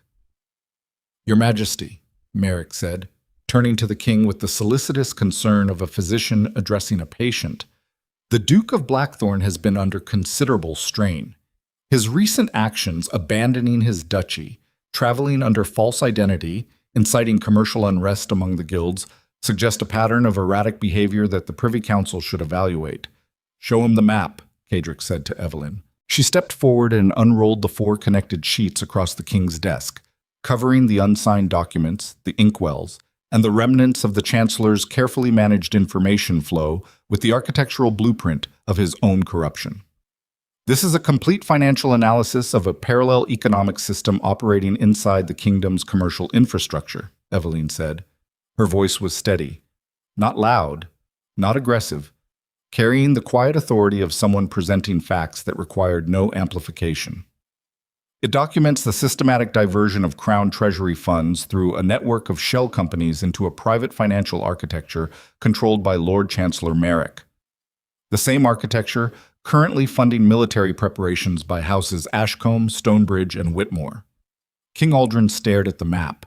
His ink-stained hands rested on the edge of his desk. His eyes moved across the lines, the labels, the documented connections, with the slow, devastating comprehension of a man watching the floor dissolve beneath his own chair. "This is a fabrication," Merrick said. His composure held, but something shifted in his voice. A frequency change. The difference between a man managing a situation and a man controlling a collapse. "Constructed by a disgraced Duchess, and a Duke who has clearly lost—" "The documentation comes from your own financial channels," Evelyn said. "Cross-referenced against private ledgers maintained by Lord Edric Ashbourne, who has been operating as your intermediary inside Blackthorn for a minimum of 4 years." Every head in the room turned toward Edric. Kedric's cousin stood very still. His eyes moved from Evelyn to the map to Cadric to Merrick, calculating trajectories, measuring distances, reading the room the way a card player reads a table when every hand has been revealed, and the only remaining question is whether to fold or fight. "Edric," Kedric said. One word. His cousin's name, spoken without anger, without accusation, without the volcanic fury that burned behind his sternum. Just the name. And behind the name, the weight of 16 years of shared meals, shared training, shared blood, all of it compressed into 2 syllables that asked the only question that mattered. Why? Edric met his gaze. Something moved behind his cousin's eyes. Not remorse. Something older. The recognition that the game had reached its final position and the only moves remaining were the ones that determined how the story ended. "Because you would have done the same thing," Edric said quietly. "If you'd been born second instead of first. If you'd spent your entire life standing 3 feet behind someone who got everything you deserved by accident of birth order, you would have found another way to the top. The only difference is you would have been more brutal about it. I would never have sold my family to buy my ambition. You sold your family the day you decided that trust was a system instead of a bond. You turned every person around you into a variable in an equation. I didn't betray a cousin, Cadric. I defected from an institution." The words cut deeper than any blade could have reached because they contained enough truth to draw blood. Cadric felt them land in his chest, felt the impact radiate through the same fault lines that Evelyn's words in the warehouse had already cracked open. He was still absorbing the blow when Merrick moved, not physically, strategically. The Chancellor reached inside his coat and produced a sealed document bearing the royal privy seal. "Your Majesty, given the Duke of Blackthorn's illegal entry into the palace and his association with known agitators inciting unrest in the commercial district, I am invoking emergency powers under Section 14 of the Royal Security Charter. This authorizes the immediate arrest of Duke Ashbourne, the seizure of all materials presented as evidence, and the deployment of garrison forces to restore order in the capital." He placed the document on the desk beside Evelyn's map. 2 documents. 2 versions of reality, one built on 15 years of institutional corruption, the other built on 6 months of invisible labor by a woman the world had tried to erase. King Aldrin looked at the Emergency Powers Declaration. He looked at the financial map. He looked at the Chancellor who had stood beside him for 6 years. He looked at the Duke who had entered his palace through a forgotten passage with the truth in his hands and no army at his back. His fingers hovered over both documents. And at that exact moment, the sound of boots echoed through the corridor outside the study. Heavy boots. Dozens of them. Moving with the synchronized cadence of soldiers responding to an order already given. Merrick's contingency. Armed men inside the palace. Coming for this room. Caedric looked at Eveline across the king's desk. Her eyes met his. In that fraction of a second, everything they had built together, every mile of tunnel, every page of analysis, every night of shared risk and mutual calculation, compressed into a single, wordless understanding. If the king chose the wrong document, they were dead before sunrise. The boots grew louder, the door handle began to turn, and King Aldrin's hand moved. King Aldrin's hand closed around Merrick's Emergency Powers Declaration, lifted it from the desk, and tore it in half. The sound of ripping parchment was small, intimate, almost delicate against the approaching thunder of boots in the corridor.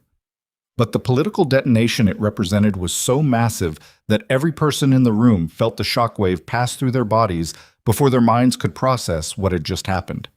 Merrick's composure cracked, not dramatically, not theatrically, a fracture so fine that only someone standing close enough to see the micro movements of his facial muscles would have caught it, a twitch at the corner of his left eye, a tightening of the tendons in his neck, the involuntary physiological response of a man whose 15-year architecture had just been demolished by 2 torn pieces of paper. "Your Majesty," Merrick began. "Sit down, Aldous." The king's voice carried something it had not carried in years. Not authority. Authority was a performance, a thing projected outward for the benefit of observers. What his voice carried was decision. The raw, irreversible weight of a man who had just chosen a side and understood that the choice could not be undone. "Your Majesty, the soldiers are responding to an order you gave without my authorization, using powers I just revoked." Aldrin looked at Caedric. "Duke Ashbourne, I assume your commander can address the situation in the corridor." Caedric turned to Aldrich. One look, no words necessary. Aldrich drew his sword, opened the study door, and stepped into the hallway. What followed lasted less than 90 seconds. Aldrich's voice, carrying the parade ground volume of a man who had commanded soldiers for 2 decades, announced that the king had countermanded the chancellor's order and that any officer who advanced past his position would be committing treason against the crown. The approaching boots slowed, stopped. A brief muffled exchange between Aldrich and whoever commanded the detachment. Then the boots retreated, their rhythm broken, uncertain, carrying the unmistakable cadence of men whose chain of command had just fractured beneath their feet. Aldrich returned, closed the door, took position beside it with his sword still drawn. Merrick had not sat down. He stood beside the king's desk with his hands clasped behind his back, his posture rigid, his silver hair catching the lamplight in a way that made him look less like a man and more like a monument to something that no longer existed. "You're making a mistake yet," he said to the king. His voice had changed. Stripped of its diplomatic warmth, it revealed a colder register beneath. The voice of a man who had spent 30 years hiding his true temperature behind layers of institutional insulation.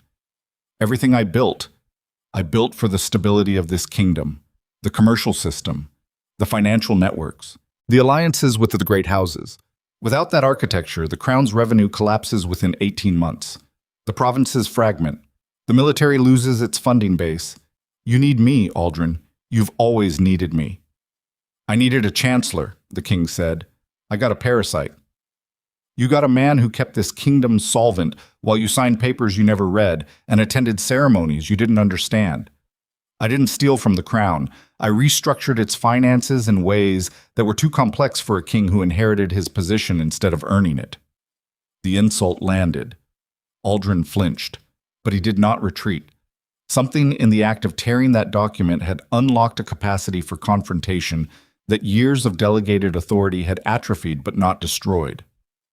15 years of theft, hidden accounts, private armies funded with crown money, and alliances built behind my back to overthrow the very government you swore to serve, Aldrin said.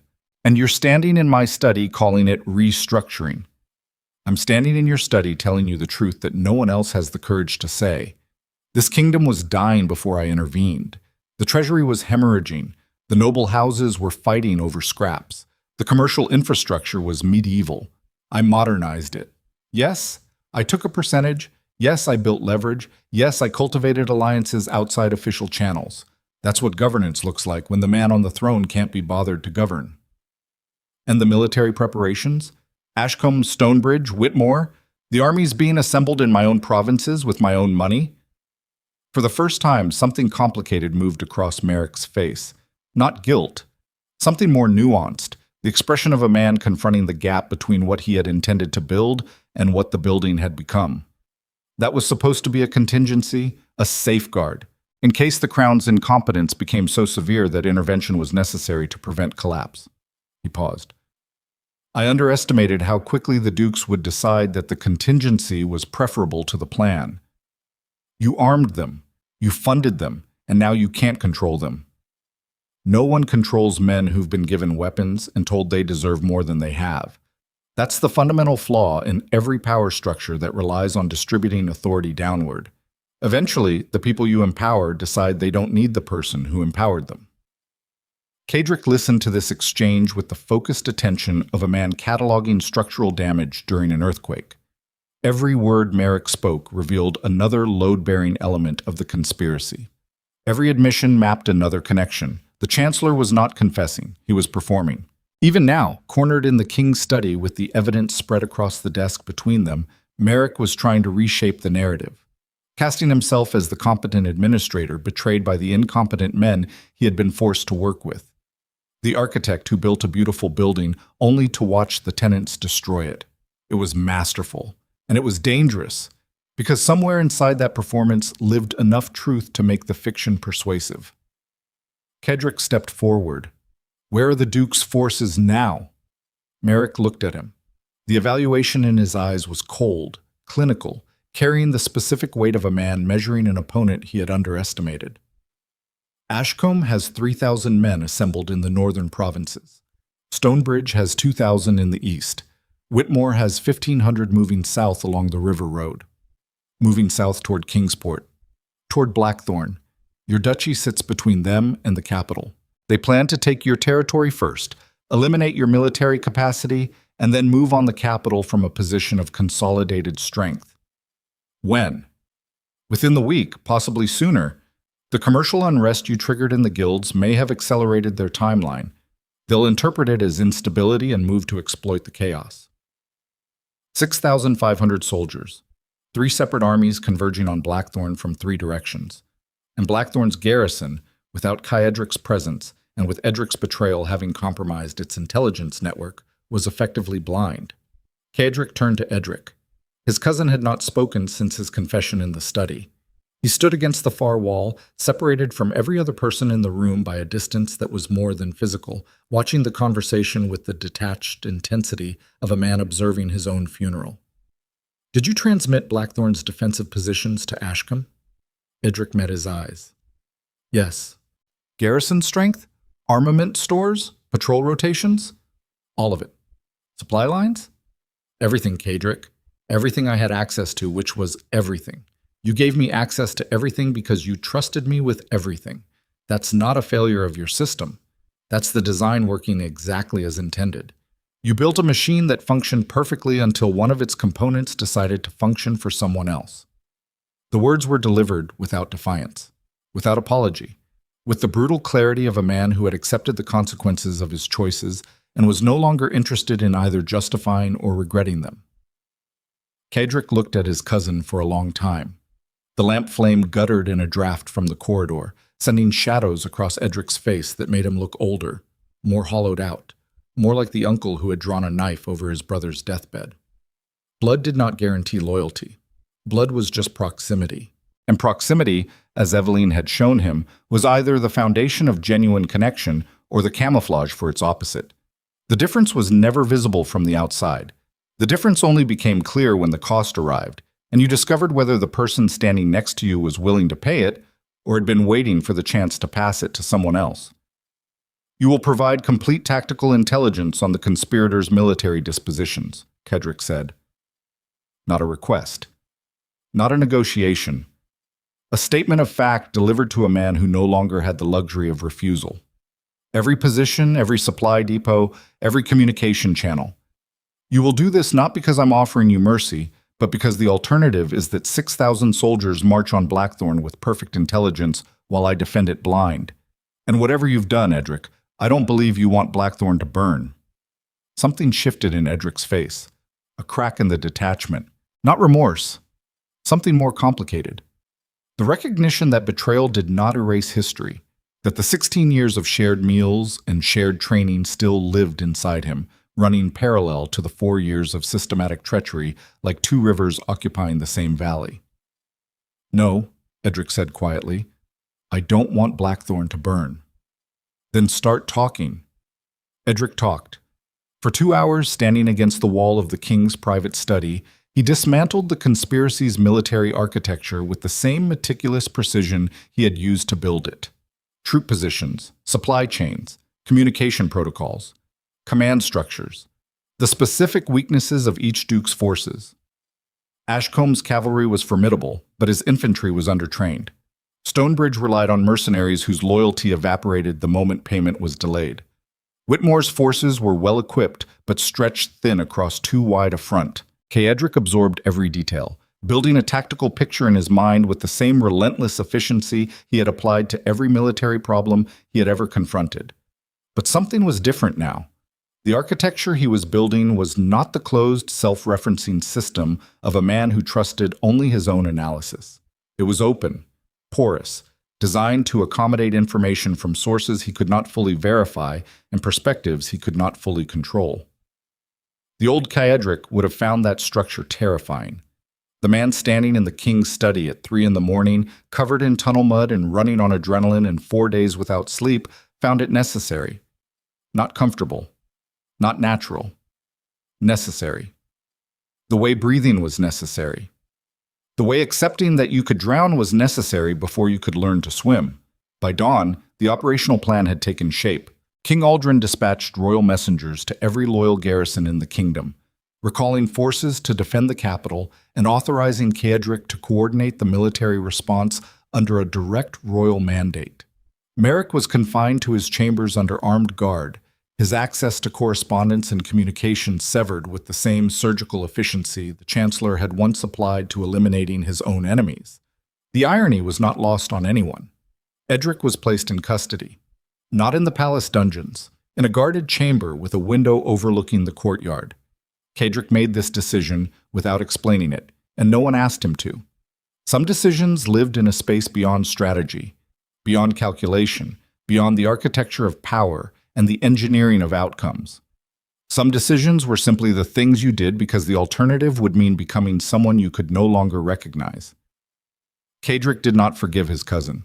Forgiveness was a word that belonged to a vocabulary he had not yet learned, but he refused to bury Edric in a hole where the sunlight couldn't reach, because burying people in darkness was what Merrick did, and Caedric had decided, somewhere between the warehouse and the palace, between Evelyn's scarred hands and his cousin's quiet confession, that efficiency without humanity was just cruelty wearing a better suit.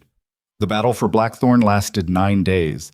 Caedric reached the keep 4 days ahead of the converging armies, riding through his own territory with a speed that cost 3 horses and nearly cost Aldrich a broken collarbone when his mount stumbled on a frost-covered bridge. The garrison rallied around their duke with the fierce, uncomplicated loyalty of soldiers who had trained under his command and didn't need intelligence reports to tell them which side they belonged on.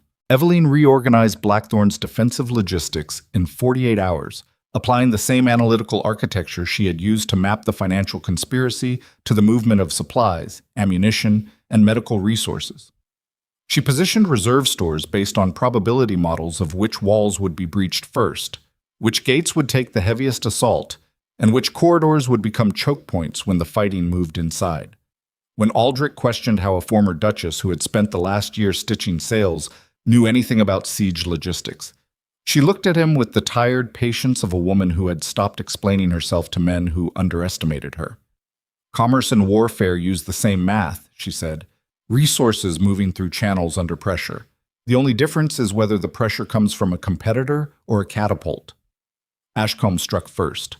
His cavalry hit Blackthorn's northern wall at dawn on the 5th day, a thundering assault designed to breach the gate before the defenders could fully mobilize. Cedric had anticipated it. Edric's intelligence had identified the northern wall as Ashcombe's primary target, and Cedric had quietly reinforced it with double the standard garrison while leaving the eastern wall visibly undermanned. The cavalry charge shattered against reinforced defenses. Ashcombe lost 400 men in 20 minutes and pulled back to regroup, his timeline disrupted and his confidence damaged.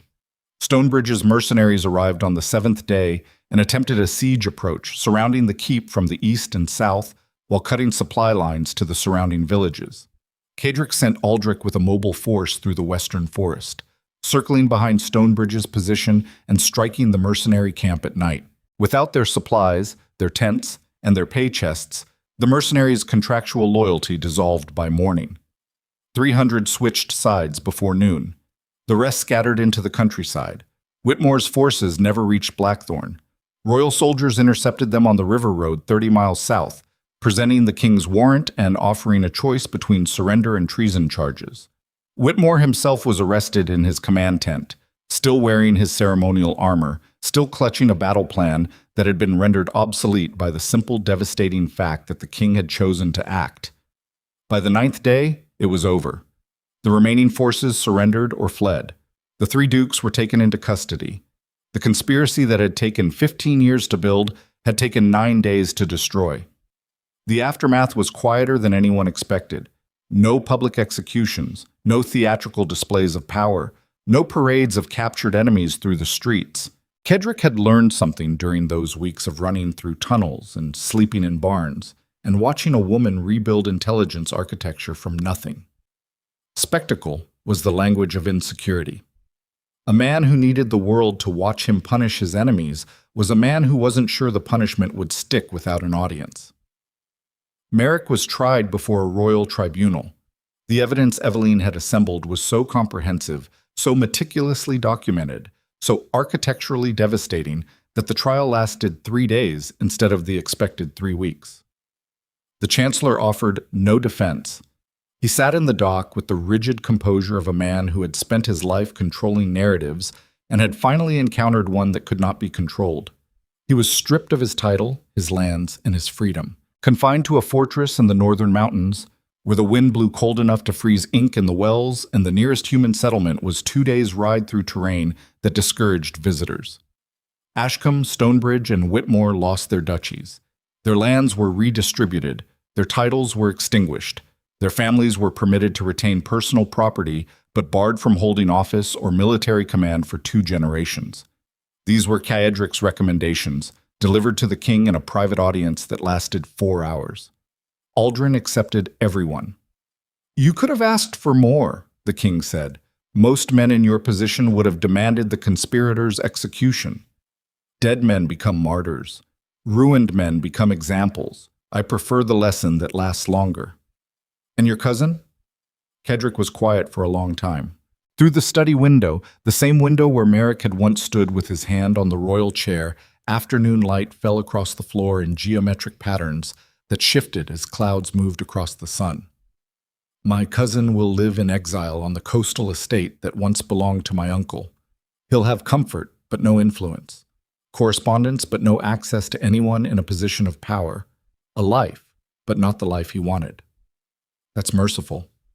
That's practical. Edric has intelligence and administrative skills that would be wasted in a cell. In exile, under surveillance, he'll spend the rest of his life watching the duchy he betrayed become something better than the version he tried to sell. That's a punishment no dungeon could match. The king studied him. "You've changed, Cedric." "I've adjusted." "No, you've changed. The man who came to this palace through a forgotten servant's passage is not the same man who left Blackthorn 2 months ago.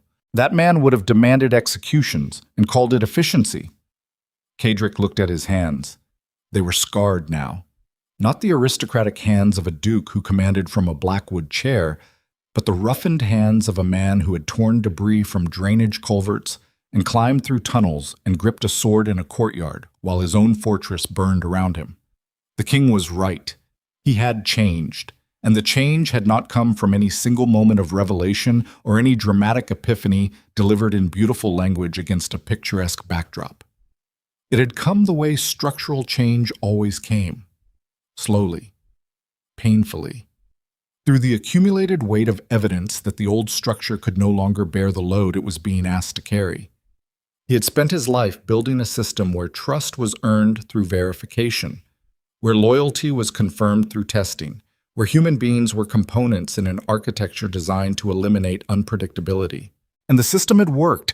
It had worked brilliantly, right up until the moment it hadn't, and the failure had been so catastrophic that it forced him to confront the possibility that the system itself was the problem. Not because verification was wrong, not because testing was pointless, because they created an illusion of certainty that did not exist. No amount of testing could guarantee that a human being would not betray you. No amount of verification could eliminate the fundamental unpredictability of people who were capable of choosing, changing, and surprising themselves. The only thing that mattered, in the end, was whether you were willing to build alongside people who had demonstrated, through shared cost and shared risk, and shared moments of standing in the dark without any guarantee that the light would return, that they would choose to stay.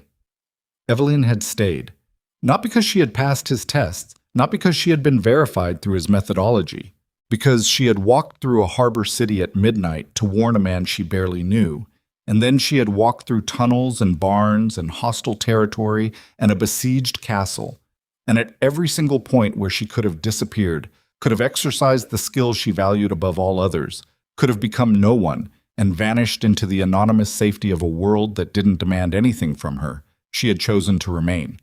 That was not trust earned through architecture. That was trust built through presence. And presence, unlike systems, could not be reverse-engineered by someone studying your methodology. Blackthorn Keep took 3 months to repair. The northern wall was rebuilt with thicker stone. The damaged towers were replaced with structures that combined defensive strength with the natural light that Evelyn insisted every working space required. The treasury was overhauled using the analytical framework she had developed, creating a financial system so transparent that corruption would be visible before it could take root. Kedrick appointed new administrators from outside the traditional aristocratic channels, merchants who understood commerce, former soldiers who understood logistics. 3 women from Greyhaven's harbor district who understood that the invisible labor of ordinary people was the true foundation of every economy that had ever functioned. He did not soften. Rivals still feared his name. Ambassadors still measured every word. The neighboring duchies still understood that Blackthorn's authority was absolute and its response to aggression was devastating, but the architecture beneath the authority had changed. It breathed now. It accommodated complexity in ways that the old system, with its rigid verification protocols and its binary loyalty assessments, never could. On a morning in late spring, 4 months after the battle, Kadrick stood at the window of his study overlooking the inner courtyard. The same window where he had once watched stable boys and kitchen maids move through their routines without any awareness of the decisions being made above them. The courtyard was different now.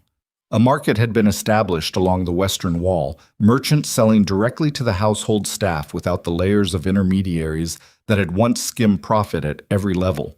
Children from the garrison families played near the well. A group of apprentice builders argued over blueprints for the new East Wing, while their foreman, a woman named Clara, who had spent 20 years constructing ships in Greyhaven's dockyards, settled the dispute by drawing a better design in the dirt with a stick. Evelyn appeared beside him. She moved through Blackthorn now with the quiet confidence of someone who had earned her place through contribution rather than ceremony. She wore practical clothes. Her hands still carried the scars of the sail loft. She had refused every piece of jewelry Kadrick had offered, not out of modesty but out of a principled insistence that her value was not decorative. "The guild delegations arrive tomorrow," she said. 12 trade associations from across the kingdom. They want to discuss standardizing commercial regulations using the transparency framework we developed. They want to make sure no one else builds another Merrick. They want to make sure the system protects them instead of exploiting them, which is what every commercial body has wanted since the invention of commerce. The only new development is that someone finally gave them a model that might actually work. You gave them a model. We gave them a model. I designed the architecture. You gave it teeth. Kedrick looked at her.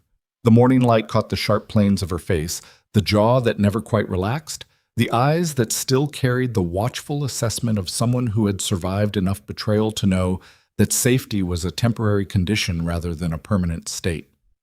Aldrich told me something yesterday, he said. He said I should formalize your position, give you a title, make the arrangement official. What arrangement? The arrangement where the most capable person in the duchy is operating without official authority because neither of us has found the right moment to address it. Eveline leaned against the window frame. Official authority requires official obligations. Titles come with ceremonies. Ceremonies come with expectations. I left my last life because the expectations were designed to erase me. These expectations would be designed by you. She looked at him, not the evaluative look of a strategic partner assessing a proposal. Something different. Something that lived in the space between the professional respect they had constructed and the personal recognition they had been circling for months without acknowledging. What exactly are you asking me, Kedrick? He turned from the window. The distance between them was less than 3 feet. The same distance that had separated them in the warehouse, in the tunnel, in the bookbinder's shop, in the king's study. Always close enough for honesty. Never so close that the honesty became something else before they were ready. I'm asking you to stay, not as an advisor, not as an intelligence operative, not as a position in my organizational structure. He paused.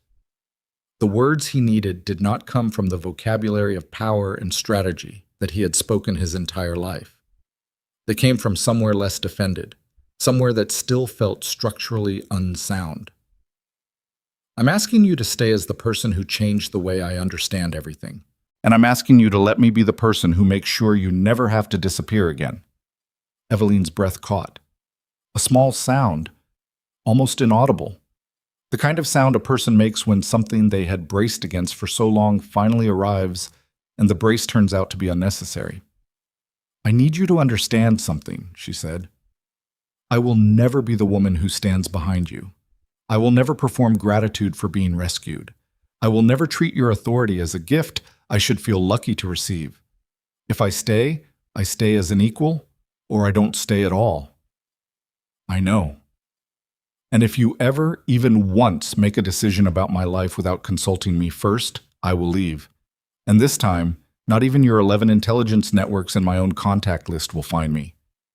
I know that too. She studied his face, looking for the lie. The same search she had conducted in the sail loft the first night they met, running every word through the filter of a woman who had been lied to by experts and had developed an immune system against deception that most people mistook for coldness. She didn't find the lie. Then I'll stay, she said. No embrace, no dramatic declaration, no theatrical display of emotion that would have felt borrowed from someone else's story.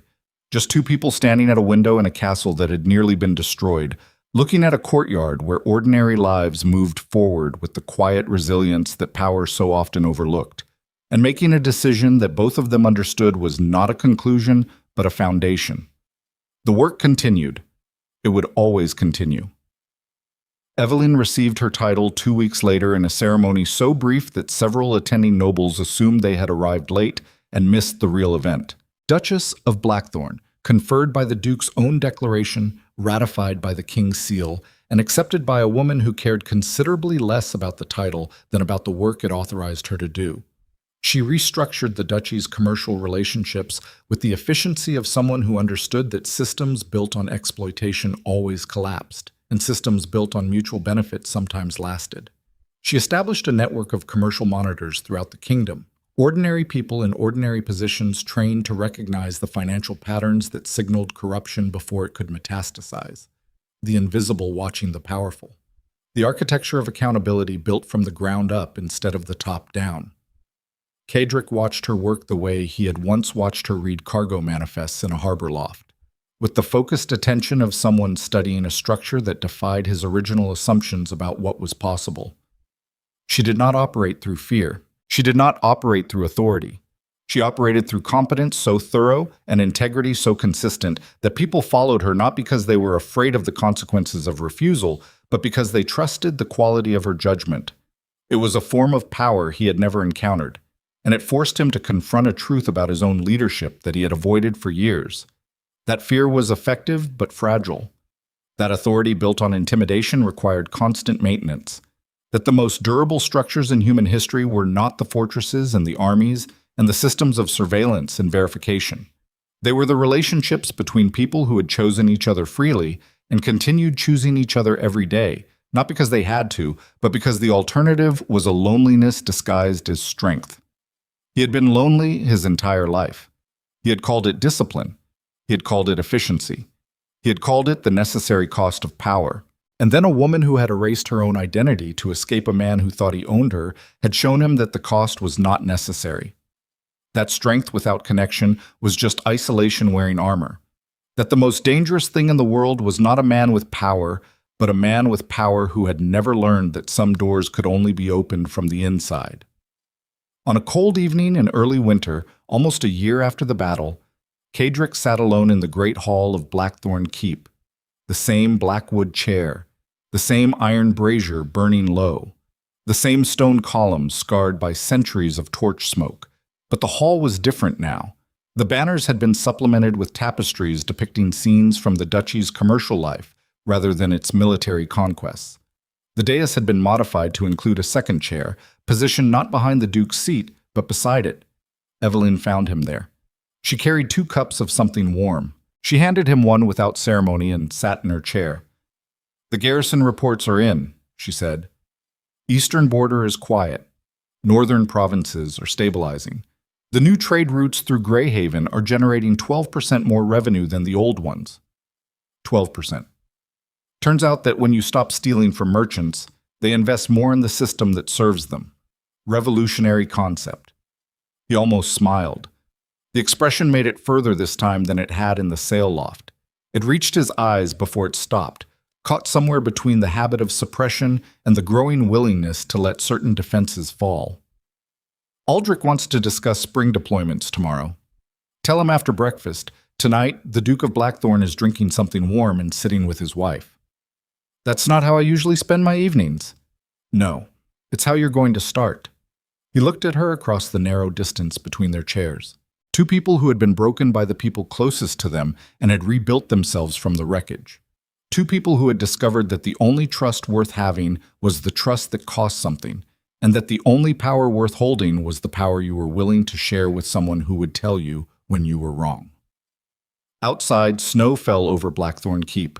Inside, the fire burned low and steady, and the silence between them carried nothing that needed to be said, because everything that mattered had already been demonstrated through a year of shared work, shared risk, and shared decisions made in the space between fear and faith. He reached across the distance and took her hand. She let him. Her scarred fingers closed around his scarred fingers, and the grip held the specific weight of 2 people who understood that this was not a fairy tale ending. This was a beginning built on ruins, mortared with honesty, and designed by 2 architects who had learned the hardest lesson power had to teach. That the strongest structures are not the ones that cannot be broken. They are the ones that survive the breaking and choose to be rebuilt.